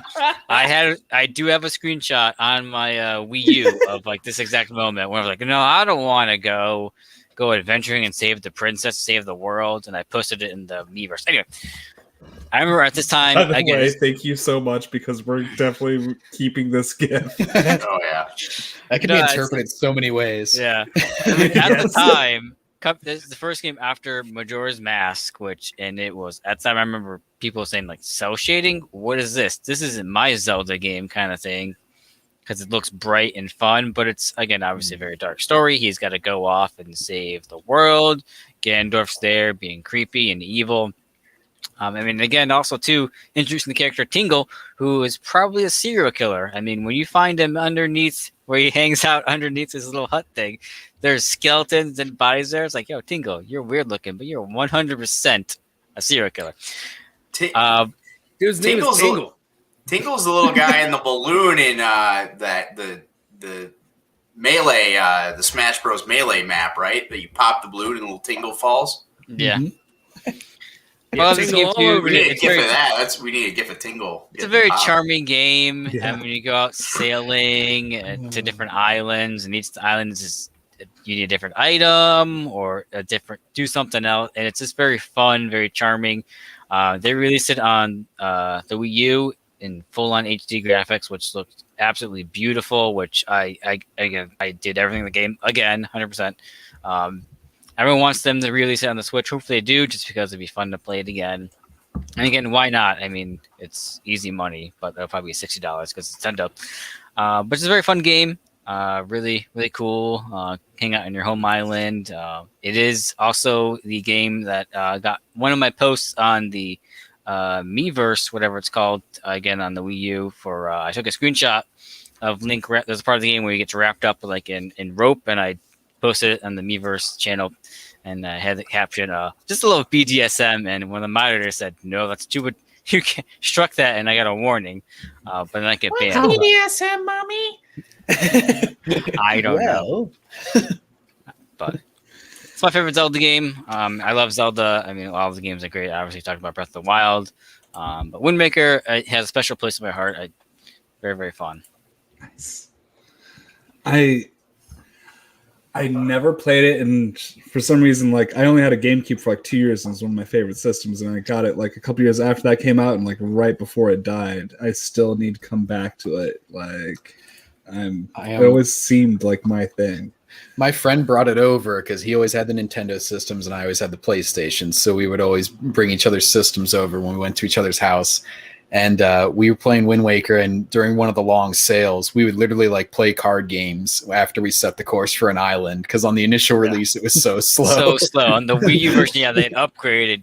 Yes, and that's when I finally beat it, and I was like, "This is This is probably my favorite Zelda." I mean, I was just in love with it once I got the turbo sail and I could just zip around. I just love the whole aesthetic and the gadgets and the fun story. Auction art style house, is yeah. beautiful. Mm-hmm. So we're gonna do the juice recap up to this point. Okay, so my first three. Yes. Okay. Okay, number 5. Sorry. Number 5, we've got a game that I played. Not that I played it that much as a kid, but it was like a family game. Like my uncles had this, put it on all our computers, and so like for family vacations, we'd always like at least one night we'd get around with me, my uncles, my brother, my cousin. We'd all make sure we all played this game, and it's just a classic. I install it on every single computer that like if my friend like buys a laptop or buys a desktop. I'm like, here's a Google Drive link of Quake 3 Arena. I just love it's the perfect I got like 20 minutes to kill, but I don't know what to do. I'm just gonna play Quake 3, boot it up real quick, go around, shoot some guys, have a good time. You know, there's not much substance to the game. It's not like it's just an arena. It's just but like the multiplayer, playing with friends, playing a LAN party. I'm literally redesigning my apartment right now so that I have more like desks and stuff. I got rid of the futon that was back there so I can set up desks so I can have laptops back. So when friends come over, we can play Quake 3 on LAN parties. So, nice. Yeah, anyone else play Quake 3 before I move on to number 4? It's not a big part of my life now, but I dig it. I don't think I played it. I'll send it to you all. I have the Google Drive link. You can put it on your computers. Unfortunately, no, a lot of other id games, but Yeah. You can have a LAN party down in Orlando. All right, Orlando. I don't get it. Fuck off, AJ. So, but a little context to my list, actually, real quick. So, I picked 44 games that I love, and I put them into a list, and essentially did like a tournament, and kind of went through and like had a little different criteria. Like, okay, what could I live without this game? Would I be okay if I never played this game again? Like, you know, is there actual quality to this game? Is it just nostalgia? Like, is it the kind of nostalgia where you play it for 5 minutes and then you get bored and never play it again? So I ended up picking. I had a couple other options, but I ended up going for number 4 with Super Smash Bros. Ultimate. Yes. Because there's so much. I love Brawl. I love Melee. I love the single player aspect of, or the single player mode of Melee, of Brawl. But Ultimate has everything, and Literally, it's got, and it keeps updating. It's probably going to keep updating for another year or two, and it just has it all. So it's like, there are a few. Maybe there's a couple maps here or there that they don't have, but like for the most part, it pretty much just has everything the other games could ask. So it's the number one game me and my friends play. It's just it'll never go wrong. Can never go wrong with playing Fun fact about Mario. Smash Bros. Just like Mario, the games build off the last one. It doesn't take away from what came before. It just adds more and then refines. Super Smash Bros. Ultimate, it was very hard to not put it on my list. I was trying to go for more narrative-driven ones, but I'm glad that I didn't, so that it was still discussed. Fun Smash Bros. Fact: there's roughly 40 or so characters in your average Fire Emblem game, which is still less than Smash Bros. Ultimate. Remember, Smash Bros. Is the only game that I've been able to play. I had everybody in college. This was the Wii U version, but they all had to bring over their Wiimotes, and we got the 7-player. Yeah. Oh, I did that in college too. Yeah. Wii U. How about this? Yeah. How about 7, 8 this? For players. my fraternity, we did this thing once a year in the spring. We did a fundraiser for Extra Life. And it was this thing where we blocked out, reserved this community space area where there are all these TVs and pool tables and stuff set up. And we did this 24 hours of everyone there. It's this like it's Friday night into Saturday night, 24 hours of it. And just gaming and hanging out and gaming and gaming. And so my last year when I was there, I believe It was my last year. Super Smash Brothers. I just want to see when the Wii U came out. I think it was 2014. Yeah, 2014 or 15. Was that 2014? It was, yeah, I believe 14 or beginning of 15. It was at the end of 14, I think, because I got it in college. In fall semester. It was 2014. I had the Wii U, and I said, and I reserved a copy because the game was coming out the same day that we were going to start that full day of gaming. And so I got there, and then we waited. Paulina and I and another friend, I forget who it was, we hung out there and we waited several hours until the FedEx truck arrived just to get one of the 2 GameCube adapters that were being delivered to that GameStop location. So that way people could play with their wireless controllers, and we can also get a bunch of GameCube controllers in there as well. Fun. We played that game to death. I owned a Wii U GameCube controller adapter and Smash Ultimate before I owned a Wii U. I think I had them for like a week, and then it was like, finally, I saw them online. I was like, I'm buying them. And then like a week later, I actually went to GameStop and got the Wii U or something like that. I should have taken time to grab my Japanese white Smash Brothers official GameCube controller. It's over there somewhere. But Smash Brothers is like, I understand the love for Mortal Kombat and everything, but like Smash Brothers is my fighting game. Yeah, that's my fighting game, and I am and always will be Samus. That's probably my best too. I go into Samus. And I am and always will name my character Booty every single time. No matter whose game system I'm on, that's my name. That's who I name myself as. So yeah. For some reason, I'm Carl. Carl is my Smash. But like, yeah, Smash is even funnier. It introduces you to so many, different. Well, hello, man. What's your name? Carl. Okay.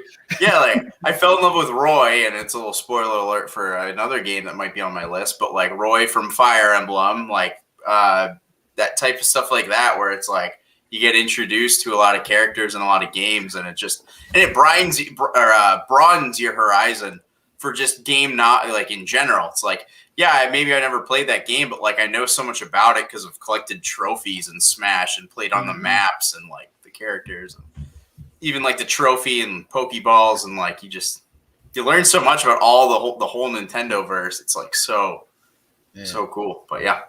All right. So that was that 5, 4, that was 3? 4, 3 or 5. That was 5. Wait. Yeah. That was 4. So now I'm on 3. You said Quake and Smash. Quake and Smash. So now 3. 3. I have them like ordered differently on my note, and so it's throwing me off. But 3, I'm going with another childhood classic here, Super Mario 64. I owned this game or played it originally on the computer. Like we had an emulator version on the computer, so I played it like as a kid. Then I got a Wii U and I bought it for like $10 in the Wii U store. Played it on Wii U. Then I bought an N64 and got it on N64. Played it on N64. And now that I have a Switch and that 3D All Stars came out, I just bought it on Nintendo Switch, and I'm not playing it through on Switch. It's like I own this game like 4 times over for some reason, and it's just somehow it's like of the games I played as a kid, it's one of the few that I consistently play and consistently buy. So it just kind of defaulted. I don't even love the game that much. I just like always love playing it. So I feel like every time I play it, I'm like, oh, I hate that level. I hate that level. I hate that level. But you I still hate that level. I'm like, I don't even know why I play it. Like, we've gone through a lot of Mario love tonight with AJ talking about Super Mario World. I went off on Super Mario Odyssey. And there's a reason why Mario fits in so many favorite games of all time. And it's because of this conversation we already had before you got on, which is this idea of fun. It is at its core fun. It is so fun. And it's like I've been on the PJ Campbell network a few times now on their Mario Party Madness. Those games, I love doing them. I would never call that game fun because when you play against people, you want to rip their fucking throats out to beat them. It is so aggravating to play. And then it's like at the end, you're like, oh, I can't wait to do it again. Now, when you play Mario, as you play Mario, in any main iteration, makes your heart sing, man. Yeah. Well, with Mario 64, I mentioned the controls they're a little tough to deal with today, but the camera. It was massively innovative.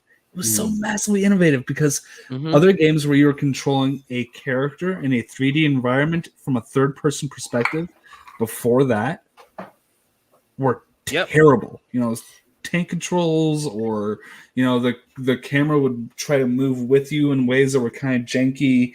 And Mario did it right. Was one of the first to ever really do it right in the mainstream. So it's one of those things that when I play it, it's just I get flashbacks to the innovation and how that felt at the time for people. Of course. But we got to keep it rolling. We got to keep moving because we've been going for a while, gentlemen. So I feel like we just got started. Well, you would. So we're gonna take back off from. Actually, let's do this. Let's do this. Nope. Right here. Right here. Right here. And let's have Jeff go through, and then we're gonna snake order through the rest of this. You want me to go through with my number 4 or no? You already did your number 4. No, number 2. I meant to say you want me to say my number 2 and then we go back and then it ends with my 1. All right. Yours. I will. I'll go off another one that Paulina loved first, real quick. She loved Night of the Woods, blah, blah, blah. She's a big Animal Crossing fan, too. Her favorite one is Animal Crossing Wild World. She calls it the best of the series, even more than New Horizons, where it still has new mechanics, but still the quirks, like the mean villagers of the previous games. This is one of the first games on a Nintendo platform where there was online connectivity. Another game for me, since, multiple games that I kept thinking of kept being taken by Gets, I would have to go with man, I should have thought about it while I was listening to you talk. So in college, Paulina said, like, let's get a game that we both can play together. And I thought that's a great idea. And so we got a game, and it turns out other friends of ours also played it.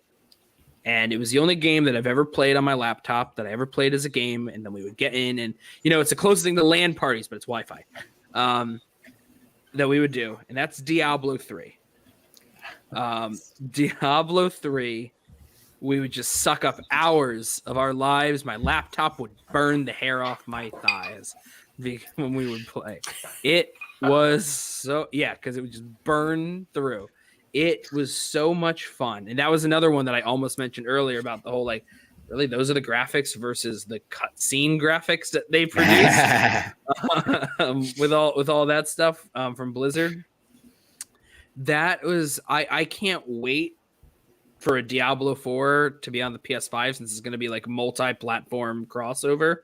That's going to be awesome. I can't wait to try and get people to like play for that one. It sucked up hours and hours and hours of our time, and it was just one of the most fun things to do with just like a few people, outside of like Mario and Smash were like you're going to play this during a party. Diablo was it's Sunday afternoon and we're bored, and this sucked up 5 hours of our time. I love that community aspect of it. Like, was never my thing. I found a GIF. Oh man, the heteros are upsetteros, dude. We lost viewers. We had like 5. We lost viewers, plural. It's so funny that you mentioned like Sunday afternoon though, Jeff, because we literally just bought Diablo 3 this past Sunday, my brother and I, and we're playing it together for like 8 hours straight. It's so good. It's so much fun together. I'm a barbarian. I'm always in any kind of game that that I ever end up playing. I'm not. I don't get like the archers. I don't get like the mages. I'm never that. I am the hack and slash brute of the group. I am a tank. See, I picked the monk because I felt like it was a cool combo. Like I'm still in close, but I have some magic that I'm doing as well. Nah, I just I like to hack. I'm a hack and slasher. You're a tank. I like DPS. I like DPS more than tanking, so that's what is my thing. But okay, so what's okay, so does that make me next? Fuck, am I next? Well, we've mentioned this franchise once or twice earlier tonight. It is Mortal Kombat 9. Ooh. MK9, I mean, it's modernized enough that it feels like the new games, but it's still classic enough that it feels like the old. But it brought forth the story of these games. The stories for me, for the storyline of Mortal Kombat, I love it like some people love Star Wars. It's so amazing. And they gave this modern retelling of the classic stories while keeping in continuity with the past and the future and something amazing. I love Mortal Kombat. I love this game specifically. Game of all time. I really was not caught up on Mortal Kombat 9, the Mortal Kombat rebate with all the orange and red on the cover and whatnot. Yeah. It was just called Mortal Kombat on PS3. That one there. I never I never bought the game. I owned it, and the way that I got it was at Beach Haven. I believe it's Long Beach Island in New Jersey. I got my parents to keep investing in letting me play arcade games until I got enough tokens and tickets to get enough points to trade in for a brand new copy of Mortal Kombat. Nice. So you bought it for $6,000. Well, $3,000 because I also got LA Noire. Okay. That's a fun game. But yeah, I love what this does for the series, and I think that we wouldn't have a Mortal Kombat movie coming out next month if it weren't for this game. Probably it reinvigorated for sure. I know I wouldn't be a fan because I was so behind. There were so many games that like we played Shaolin Monks, which was like the co-op one I played with my one friend. But yeah, and then this one was cool because it like summarized the first 3 games while altering the story, but you also played through the first 3 games with modern graphics and with like a cool it was just a nice like condensing of everything up to that point, basically. It's the modern Mortal Kombat primer.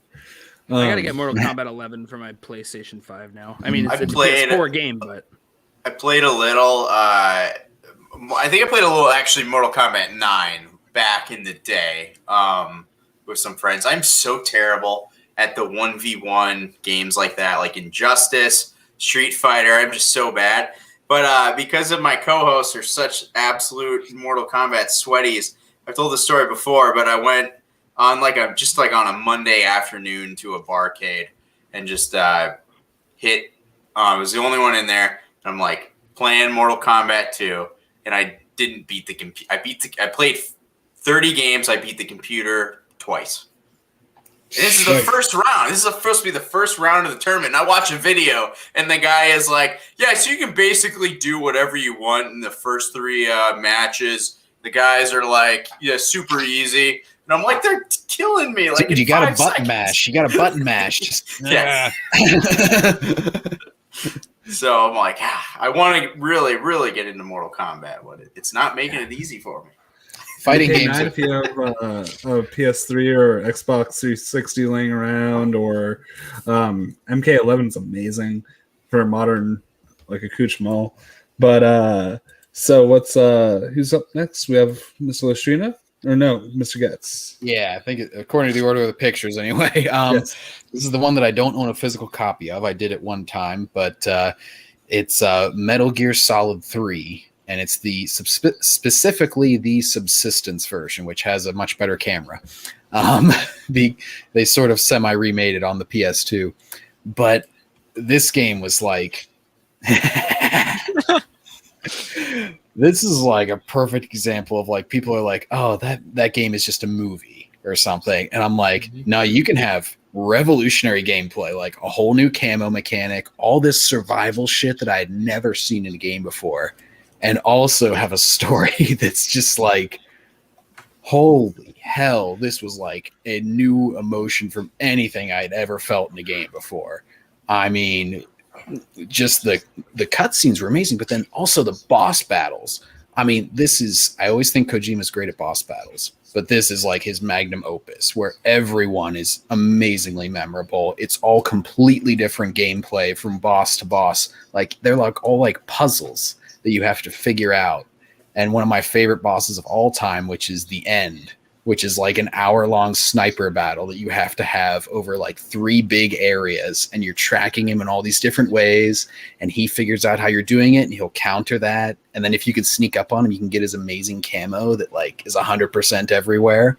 It just has so many cool things, and just Easter eggs. Like you can peer through Snake's eyes in a lot of the cutscenes, and you'll see like a radio frequency that you can enter that like the Sorrow will be holding up behind someone on a sign.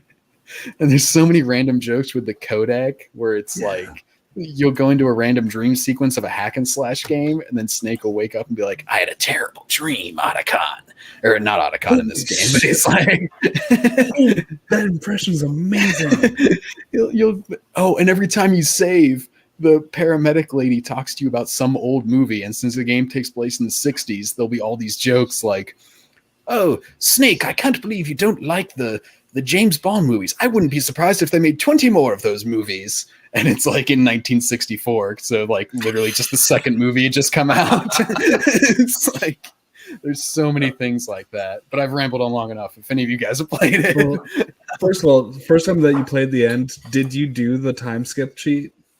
No. I didn't figure out about that until later. I totally did that until like the last time I played through that game every time. Like until I played through on Vita. Which game is this, by the way? Metal Gear Solid 3, Snake Eater. I've never played any of the Metal Gear Solid games. But that impression is gold. Thank you. I think my family, or I think my brother had Metal Gear Solid 4 on PS3, but I never played it. So Smash is my only. Yeah. It was so hyped whenever he got in Smash. That was the most hyped I had like ever been for a fighting game. I was like, holy shit! I got a friend that still mains him. He just sits in a corner and shoots off rockets. He's not very good. Like if you get him 1v1, you crush him every time. But like on a 3-on-3, he's just sitting there like shooting little rockets, dropping little bombs. Yeah, the mines, and it's like so aggravating. But I was going to say Metal Gear Solid 5 is probably a good jumping in point for a lot of people just because of the whole like base camp element kind of thing. Well, I think this one's a great jumping in point also, and it was actually my first Metal Gear game because it is a prequel. So there's a lot of stuff that now after playing the other games, I realized were Easter eggs for them. But, I jumped straight in and there was it's probably the simplest story. It doesn't get so bogged down in like la-di-lule lo. Oh, we're the Patriots and there's AIs controlling other AIs and nanomachines. It's just like, it's mostly just a spy story. And Jeff, if there's one thing you should look up from it, it's the opening. It is a like James Bond, like opening song that they do for this game. It's one of the coolest intros in a game. It's so well, that's the thing. Like usually, like I'm somebody who's like, well, for a movie like MCU, don't watch it in chronological order. Watch it in release order because there's the Easter eggs and things like that that enrich the overall storytelling experience. Metal Gear Solid, though, I think you have to play in chronological order if you're going into the series for the first time. Like I think that's the starting point. I mean, five works for somebody as well, but it's just like it does set up the world retroactively in a way that works in continuity. I think better than any other prequel. I'd probably call it the best gaming prequel of all time. Best, I can think of. Nothing else comes to mind for sure. Yeah. I mean, and the end, not the end, the boss, as in the end of the game, is just fucking heart-wrenching. On multiple times. Like, there's just twist after twist, and just like, holy shit, I didn't realize he was setting that up the whole time, but it makes complete sense now. It's so, Mr. Lestrino, what's your pick? My next pick is Star Fox 64 on the Nintendo 64. I have played this game I don't know how many times. It's so funny.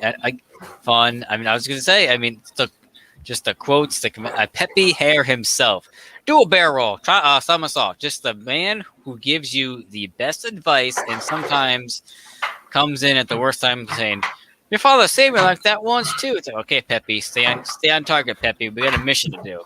But I just love that game because just going through just sort of like an on-rail sort of kind of arcade kind of shooter, going through each level. But depending on what you do in each mission, there's a completion of it, and then there is to like straight up beating the mission, and then also a secret end to actually beat the mission to open up a different sort of pathway to different levels, different areas, and then the true actual final boss for Andros, where he's not just a robot face, but he's just a big giant brain. So going through, I just love replaying it so much faster, getting my higher score, not losing anybody, or maximizing my lives and having everybody go through different pathways. And then also just going through speedrunning my favorite levels, and very fun. I mean, you got obviously Falco Lombardi, who's the coolest character. He's a badass. He's kind of a dick sometimes, but he's awesome. Slippy Toad, the engineer, who's kind of annoying and I was gonna save him. And of course, the main guy, Fox McCloud, who's awesome. Yeah. And again, all the quotes. I never had an N64, so I couldn't get into it. Anybody else have some awesome memories with it? I literally just looked through my N64 games to see if I have it. I don't have it because I got that like a year or two ago, and I don't even remember what I all bought. Mm-hmm. But great thing about those games is you could beat them in like a night. Enemy. Yeah. I played it at a friend's. And again, like Smash just brought, or like in Melee and stuff, brought so much of that. Like it feels like I've played it, even though I haven't like really played it. Just from Melee, from playing it with friends. I think we had it on an emulator. I got a big emulator family. And Fox and his damn reflector shield in Smash. God, I hated that move. His little diamond that he puts around himself and reflects the attacks back. I was so cheap with that shit. Like, back in the day. Oh god. All right. So now where do you Juice with your number 2? Yeah. So speaking of emulators, so I kind of foreshadowed this before, but we've got my uncle is like. He's like extremely smart. He is like he's like a supercomputer nerd. The day that like Osama bin Laden was assassinated, my aunt said he was on the phone for like 7 hours because she doesn't even know what he does for work. So you read into that what you will, but either way, he's extremely smart. It's an emulation of the assassination of Osama bin Laden. No, but like playing Melee and everything with my cousin and stuff, who's his son. And one day, like one of these days on our family vacation, he's like, I'm going to give you this disc. It was a floppy disc of there's like 30 Game Boy Advance emulator games on this disc. And like we put it in the computer and we just had like 30 games. So actually the last 3 of my picks are all off of this emulator disc that we got. But the first one I want to go with is Fire Emblem: The Binding Blade, which I think's not even. This is Japan. Like this is not even released in America, right? But I was playing it on emulator, in 2005 probably or whenever. So it was awesome. And so that's a game. If you're familiar with Smash, this is where Roy is the main character. So Roy was like my favorite character in Smash. I was playing this game, and there's so many like different characters within the game itself that I just fell in love with, and it was the game that the other games, Game Boy Advance Fire Emblem games are kind of styled the exact same way, but this one, just all the characters, I know them all by heart. I love playing it. I love every level of it. I pulled up a little GIF also to show you guys a little experience of like just the nice, awesome combat from. Critical hits feel like that's one of my best dopamine fixes ever, because it's like the highest critical hit chance to get is 35% through an RNG. So when it hits, it hits. Yeah, and it's like it's so much fun. And like what you're saying before, it's so frustrating because you do a wrong move, you leave your character like one space out of where you should have, and somebody comes and kills them, and you're like, I gotta start this whole level over again. Or decide if you want to go without him. And I never did. I always restarted. I didn't have it in me to ever like keep going. I was like, I gotta do it again and waste my life.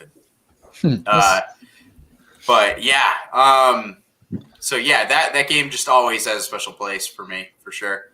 Look at this boy and tell him that you want him to die forever. Look at him in his big, beautiful eyes. Exactly. Yeah. But yeah, so I'm kind of wrapping up here, right? Because we're snake drafting. Yep. Okay. So my last two, my last one, but they're two of the same franchise, same. I started playing them the same time in my life, so I had to combine them into one. I couldn't. Well, it didn't feel right having like two slots, but I'm going with the games that probably spent the most time on. And one, we're going with Pokemon Red and Pokemon Sapphire. Those are that you just skipped right over Gold. Right. Okay. So that was the thing, was I got the emulator pack for my uncle. And yes, emulator had like gold and stuff, but for whatever reason, Sapphire was like really the first one I played. And I got super into it. And then I went to Red. And I got super into Red. And so I played a ton of Sapphire, played a ton of Red. And then I was like, okay, well, now I'm going to play Gold or whichever one, Crystal or whatever was on there. And I just didn't have the same impact on me that the other two did. So it was the least of those. I've still played them a bunch, but like when I think of like my favorite Pokemon, I think of Sapphire, I think of Red. So they're two pretty interchangeable, but like for whatever reason, the music in Sapphire, it just sticks with me. There's like a YouTuber did like a 15-minute like symphonic rendition medley of the Sapphire music, and I'm like just sitting there crying. And like even last night, I'm like picking. I'm like in my last two, I'm like, do I do Pokemon Red, or do I do Pokemon Sapphire? And I listened to like the theme of Sapphire, and I just start bawling, and I'm like, I can't pick against Sapphire. And so it's nuts and it's crazy. And I know like a lot of people don't even like that game very much, but it does it for me. So. I'm a huge Pokemon fan, man, for sure. Anybody else Pokemon fans here? Yeah, I could never rank like something like Red as like the best one ever, only because when you got Gold and Silver, having everything that was in it's literally, it goes to that same logic that we've been talking about throughout the night of Mario, where Mario games always take what was before and then build off of it. Yeah. Or these Smash games that always takes what they had before and then they just add to it as opposed to taking things away. Gold and Silver, or more specifically Heart Gold, Soul Silver. I was a Heart Gold one until I lost that DS entirely with the game in it. It had everything that was in the previous version and the new one, and you got to experience it all at once. It's sort of like I guess the best way to describe it is kind of like how Mike had described the Mortal Kombat Nintendo 64 thing that had the games all tied Ultimate? together. Yeah. That's how I feel about that one. You're able to just have them all together, and it was like it's the best of all of them. It's like you got the originals DLC after you like beat the new game. You had the originals DLC afterwards, which is really cool. I love Gold and Silver, but just the franchise, like, I don't know, it's one of the most childhood nostalgic franchises I loved coming back to. So. Yeah. And I think for me, the Gen 3 and the Gen 1, so I watched, like, we had a bunch of VHSs of the original Gen 1 show, and then, like, I would catch it every once in a while. But Gen 3 was on TV, like, that season. So I was catching the shows, live and playing the games. And so Gen 2 just kind of missed me, and for whatever reason, I just didn't enjoy the games that much like I did for the others. And I know they expanded and made them better, and like I watch a lot of videos that are like, yeah, this game is like way better because you can do way more stuff. But I was just too young to like realize what I was, what was going on, I guess. So yeah, for whatever reason, for me, 1 and 3 just really do it for me. But but that's about it for Pokemon. And my brother gave me Pokemon Monopoly for Christmas this year. You can kind of see it in the background. Nice. So, John, what's your number one overall? My number one absolute favorite video game of all time, which already been mentioned, by Mike, Super Mario Bros. 3. It's great passing the controller around. I mean, obviously, each world. We talked about Mario enough. If I may call an audible real quick, because we're talking about Super Mario Bros. 3, I want to throw in there The Last of Us on PS3. Nice. The absolute first 20 minutes of that game will absolutely take your heart and crush you. If you don't cry, you're not a human being. It doesn't matter who you are. I mean, I remember playing the demo for that game where they throw you in a few hours into the game. You're playing it. It's a quick little 10, 15 minutes sort of jump in. And then I was like, all right, this is fun. I don't like scary games, but we'll give it a shot. And then I played it, and I'm like, when you're playing as Joel's daughter, spoiler alerts, I mean, first 20 minutes, you can look it up on YouTube. It'll crush you. But when she dies and when they up you at the beginning. Yeah, it's just like, oh my fucking God, like this is horrible, this is awful. And you go like 20 years in the future, and now he just this like sort of he's a smuggler, and then he has his girl Ellie, and he's gonna take her across country essentially, and then they form this relationship of father and daughter, and they grow to love each other, and you grow to love them, and the choices they have to make, it just grabs you, and it's beautiful, and I absolutely love it. I played that game like 3 days after, like took me 3 days to play through it, and it was awesome. It's one of those games where you don't need a sequel or anything because it's just kind of close to perfect as possible for a story. It's like you don't need anything after. If you do get something, okay, if it's right, it works. That's great. But I just want to give a special shout out to The Last of Us.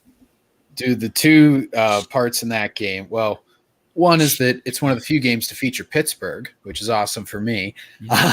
With that whole section, which had an awesome Pittsburgh. Yeah. Which had an awesome basement sequence whenever you fall down the elevator shaft and you just hear the noises. Oh, and it's just like, oh shit, I hear clicking. But then also that the scene that stands out acting wise to me is whenever you're at Tommy's and you go and get Ellie and she starts talking about Sarah and he just stops. He's like, you are treading on some mighty thin ice here, little lady. And you're just like, oh shit, he's going to kill her. Like, it's just terrifying even talking about it because you know the emotion that's led up to that moment. Like, it's also, nuts. special shout out to Nolan North in that game as David. Yeah. Where he's just so creepy, and you're like, wait, no, that's Nolan North. That's Nathan Drake.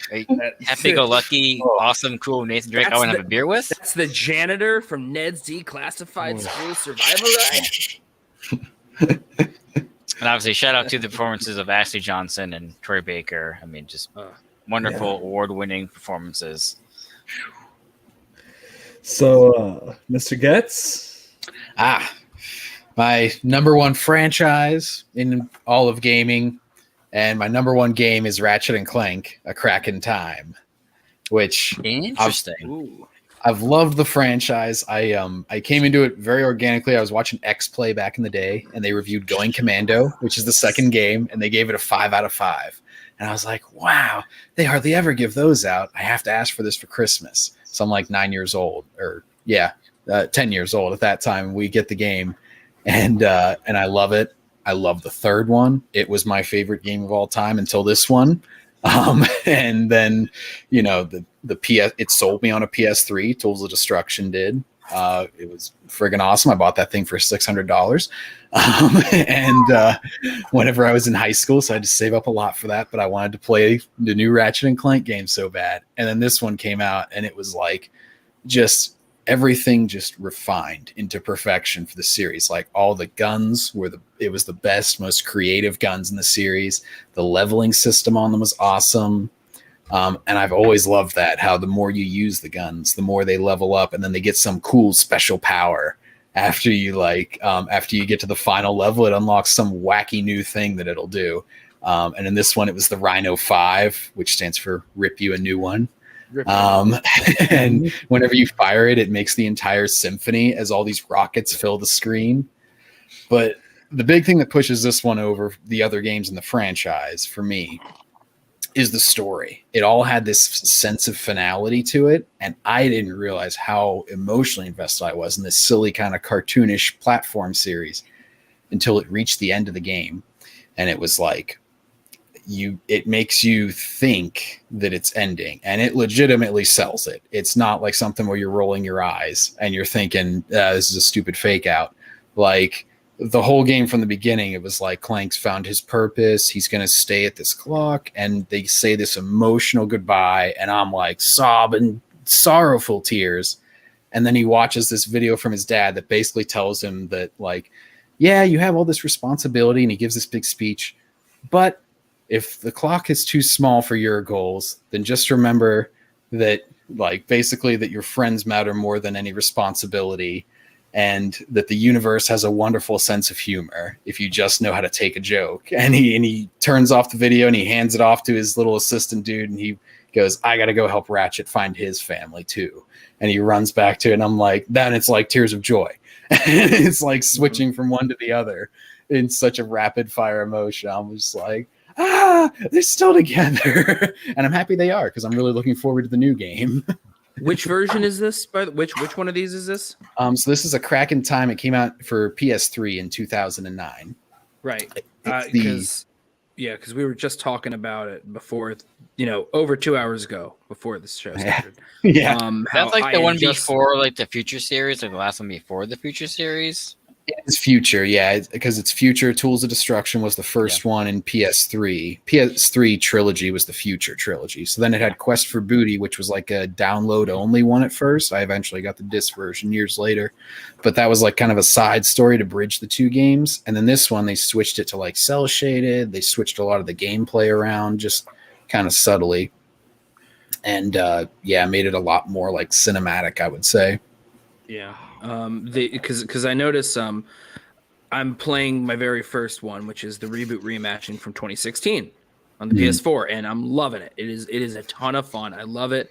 I want to be able to figure out how to get the other games. I'm looking on Amazon. I'm literally scrolling on Amazon while you're talking, and it's like if I want to get the I have a PS3, so I could play stuff on PS3, and that way I can get the collection that has the remaster for the PS2 ones. And then I can just get the PS3 ones. And I'm looking on Amazon, and it's fucking $70. Some people that it's being sold for on there. If you have a good enough internet connection and you can stream, I think they're on PlayStation Now. If you want to like sub to that for a month and just kind of play through them. I'll take a look at that. I mean, I got Comcast, so it's never the greatest information. I wish I was the genius that bought every single, like when GameStop would just have those racks of PS2 discs. I had them all. Like, and then I buy them all. Yeah, I had them all and I sold them back. Wait and sell them on eBay 10 years later for like 50, 70 bucks. But We can give you what 50 cents for those 50 games. What disappoints me is I want to be able to play the next one. I'm loving this. I want to play the next one that's going to be designed, released in the PS5, a Rift Apart or whatever.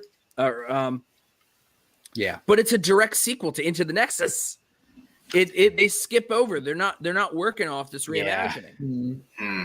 And the PS3, I don't think they've closed the store yet. They are going to soon. So I'm gonna look this summer. I'm gonna look and see what my hard drive is on there. Maybe if I could buy them and just kind of put them on there.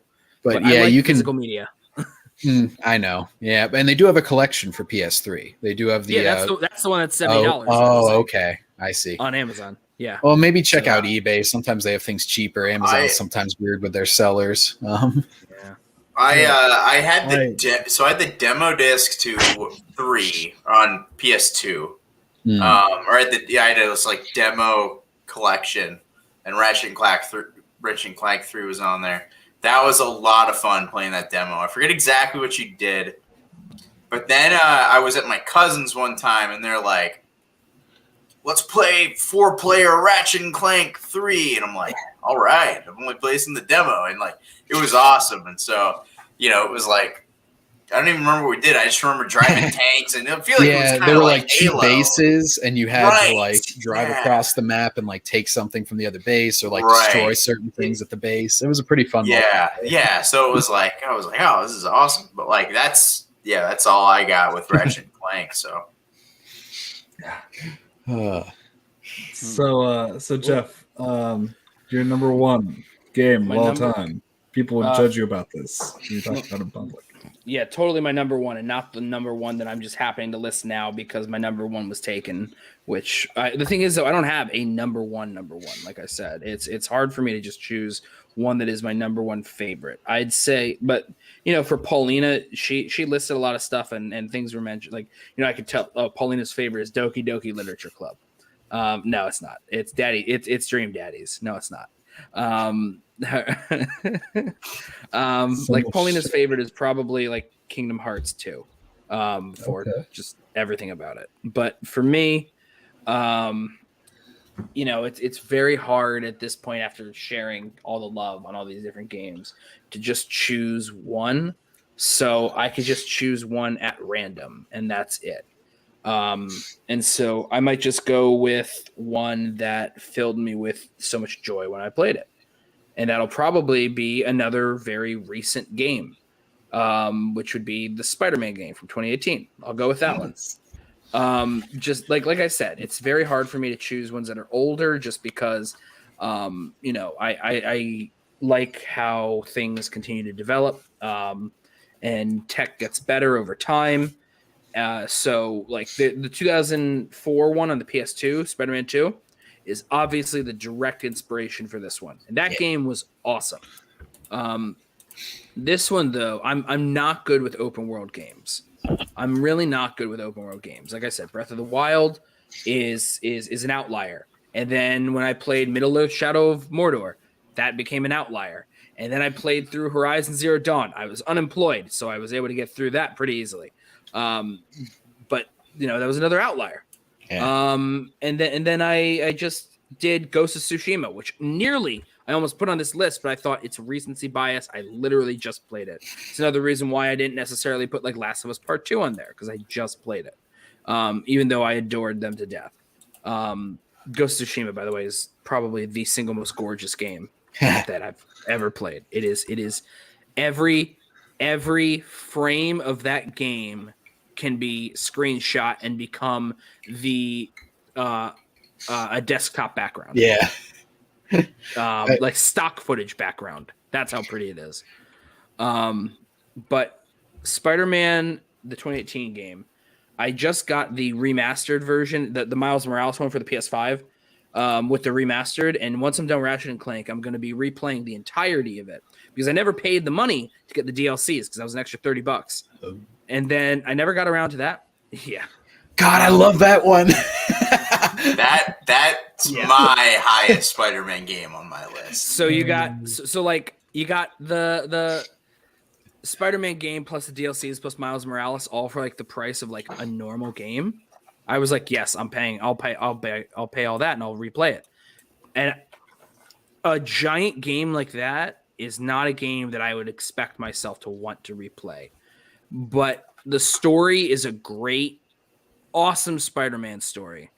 And the gameplay itself is like an Arkham game with Spider-Man mechanics. And Arkham, I never played Arkham Knight. I got it, I pre-ordered, so I got it the day it came out, and I never played it. I never put it in to my game system or played it ever. Eventually, Arkham Asylum was cool. Arkham City is fucking god tier type, when it comes to comic book games. The only comic book game that I can think of that I would rather play, that's one of my favorite games that I think I've ever played, is Spider-Man.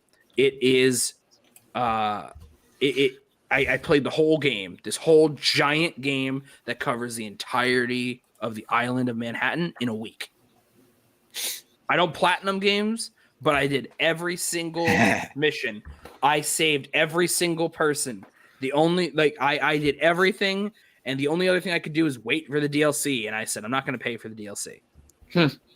Yeah. Dude, I on PS5, whenever you get the remastered version, you can just transfer your save, and I could have just gotten the platinum trophy that way.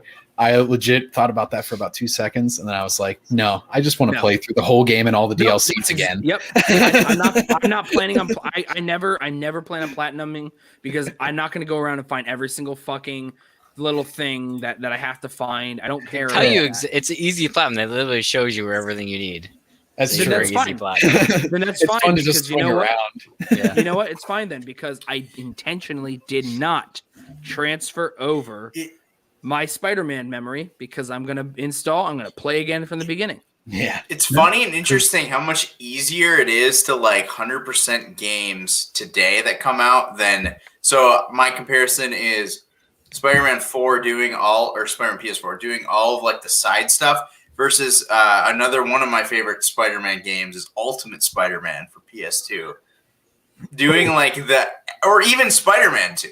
Doing the extra stuff took so much time and it was so difficult. You had to do 50 speed races that were all grueling and brutal. But for Spider-Man PS4, it just seemed like it was so much we don't want your life to be awful, so we want to make this stuff easier for you. Yeah, and it's it's less repetitious. You want you to be engaged. I like it. Yeah, I kind of appreciate that. It's the same thing that Arkham does, where I really like an open world game that's it's open world, but also everything is significant. We're not just putting in 500 of the same thing to do.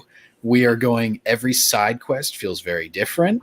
Every collectible, they have these little unique things about them. In Spider-Man, it's the little memoirs of kind of his past through his backpacks. Yeah. In Arkham, it's the riddles that you got to solve that are all unique.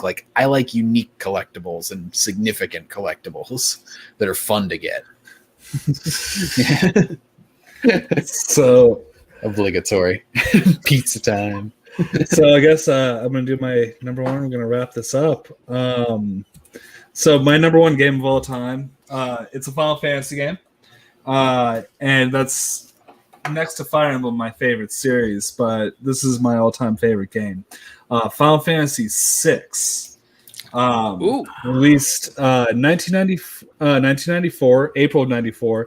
My family started renting it shortly thereafter. I was 3 years old when my older siblings started renting this game and literally reading the dialogue to me, explaining words I didn't know. I actually learned to read alongside this game. I learned to read with the game almost, recognizing words. And what a fucking gruesome story to do that with. Because in the first half of the story, the bad guy wins. This is a story that is told in a similar way to Infinity War and Endgame, where you lose to the bad guy in the first half, and he succeeds in destroying the world, essentially. You should have gone for the critical hit. Pretty fucking much, dude. he ascends to godliness. Some of the best music in a game. I actually got to see Nobuo Uematsu on his birthday perform in Omaha, Nebraska in 2015. So that's the Final Fantasy guy. The music guy. So I listened to the Black Mages, his like metal cover band of the Final Fantasy music. Mm-hmm. I had all 3 of their albums. And I just really, so I've like never really played a Fire Emblem game or Final Fantasy game.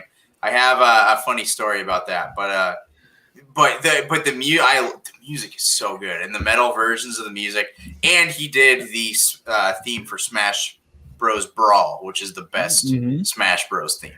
But yeah, this is like what got me into gaming for life. I literally like. It taught me things about storytelling and like characters. I still explore fucking 27 years later. I replay this game and I think about like the character development of a massive cast of 14 characters and every single wrinkle in each and every one of them. I love this game. And you think about back then, like they had to pick and choose what to put in games because they could only fit so much on the cartridge. It's pretty amazing, like that they can make something so epic on a system that they had to worry about. Like we're going to literally run out of space if we add another mountain in here. I don't know. yes, Pardis. It's 1:30 for me, so hopefully we wrap up shortly. Yeah. Same here. I definitely want to say it's we just started. If I had gotten into Final Fantasy earlier, like really gotten into Final Fantasy earlier, I would have said the entirety of Final Fantasy VII, like all of it. But I've never played the original. I haven't played the multiple continuation spin-off things that are all canon to the story. But I have played, and I played within a week last year, Final Fantasy VII Remake. And Final Fantasy VII Remake is fucking awesome, and it's a huge full-length game that is just the first third or whatever of Final Fantasy VII. It's about the first 5 hours of a 50 to 60 hour game. And and on top of that, Tifa. I got work in the morning. But like that. But what was so great about Remake was how everything that came before it, in my mind, is still canonical, because Remake is just the Star Trek 09 of the Final Fantasy universe. Yeah, that is. And I'm about 40 hours into Final Fantasy 15, and it feels like a fresh story as soon as I started. I gave up on Final Fantasy 15. I never even made it to the ferry. I put hours. I think I probably put 20 to 30 hours into that game, and I'm like, you know what? Life's too short. What was it? 13 that had like a 10-hour tutorial section. I think it was Final Fantasy 13. Do you ever see? 30 hours tutorial. Do you ever see the Conan O'Brien? He used to do this thing with his show where he would have a celebrity come in or someone come in and then show him playing their favorite Clueless Gamer, and they brought him to Final Fantasy 15, and it was like, oh yes, this giant boss of Final Fantasy 15 is a 70-hour boss battle, and he just loses his fucking mind at it, and he's just screaming at the developers in the hallway, why would you do this to people? My favorite line from that is whenever he's playing with Elijah Wood and he's like, why is it always a crystal that you have to get? I'm sorry, or a ring. Oh, man. Real quick side note from McCowan here, because I have the same question too, not being here as long. Did we already say Skyrim? I've never played it. We did not. We did not say. That's Skyrim is one of the ones, like I had said, I've been so awful with these giant open world games. If I tried to play it again now, I bet I would play more of it. But all I do remember is it came out on 11/11/11. Yeah, in reality, it should be. I mean, it should be in my top 5. It's literally, I'm looking at the list. It's my number 7, and I have 6. My top 5 was my top 6 with the 2 Pokemon at the top. Pardis asked about Kingdom Hearts. None of us put Kingdom Hearts. However, I believe Kingdom Hearts 2 is right up there as one of the top games for Paulina. We have everything Kingdom Hearts all right here. Just we have all of the remastered ones, the 2.5 remixes, all that stuff. And Kingdom Hearts Birth by Sleep is a top 5 game on my top 5 system of all time. That's top system PSP. of all time. That's PSP, right? Top system of all time is PSP. And I remember in college, I went out and I got the PSP and Birth by Sleep, and I gave it to Paulina. No one said Cyberpunk because no one likes Cyberpunk. It's number 37 on my 44 because I haven't played very much of it, but I feel like I will play a lot of it, and so my biggest question is since we have since a handful of us have PS5s, if we got Cyberpunk 2077. Would it work, or is it still broken? I'm a PC gamer. It's okay so. on PS5, PC. I have a Switch. I don't know these problems you and your consoles have. If you have like a base PS4 and base Xbox One, it's a little chunky. That's my buddy. With the PS5, it might be more fun. Yeah, it'll be fine. It does work. I have found that the game crashes every it crashes like every half hour or so. It seems like, but I mean, I definitely want to put I want to put a ton of time. I want to put a ton of time. Well, in that. I think they did just put like a major patch out, or a major patch is coming out. Soon, I will eventually want to play it, but I'm with Brandon here. I need a straight answer from all of you. How does it run on Switch? It doesn't, because that's all I do. One man. Kelsey, what do you play it on? Kelsey, I will tell you right now, here's how you get a PS5. This is what I did. Don't give out the secret. Anybody can watch this. You pay attention. You pay attention to those restocks. They're rolling restocks that occur. Mine was with Walmart. All right. And Walmart did this thing where it was restocking every 10 minutes. So when you successfully get the PS5 into your cart, you already have your account logged in. You have your payment your payment options set up already. You get the system into your cart. You do not hit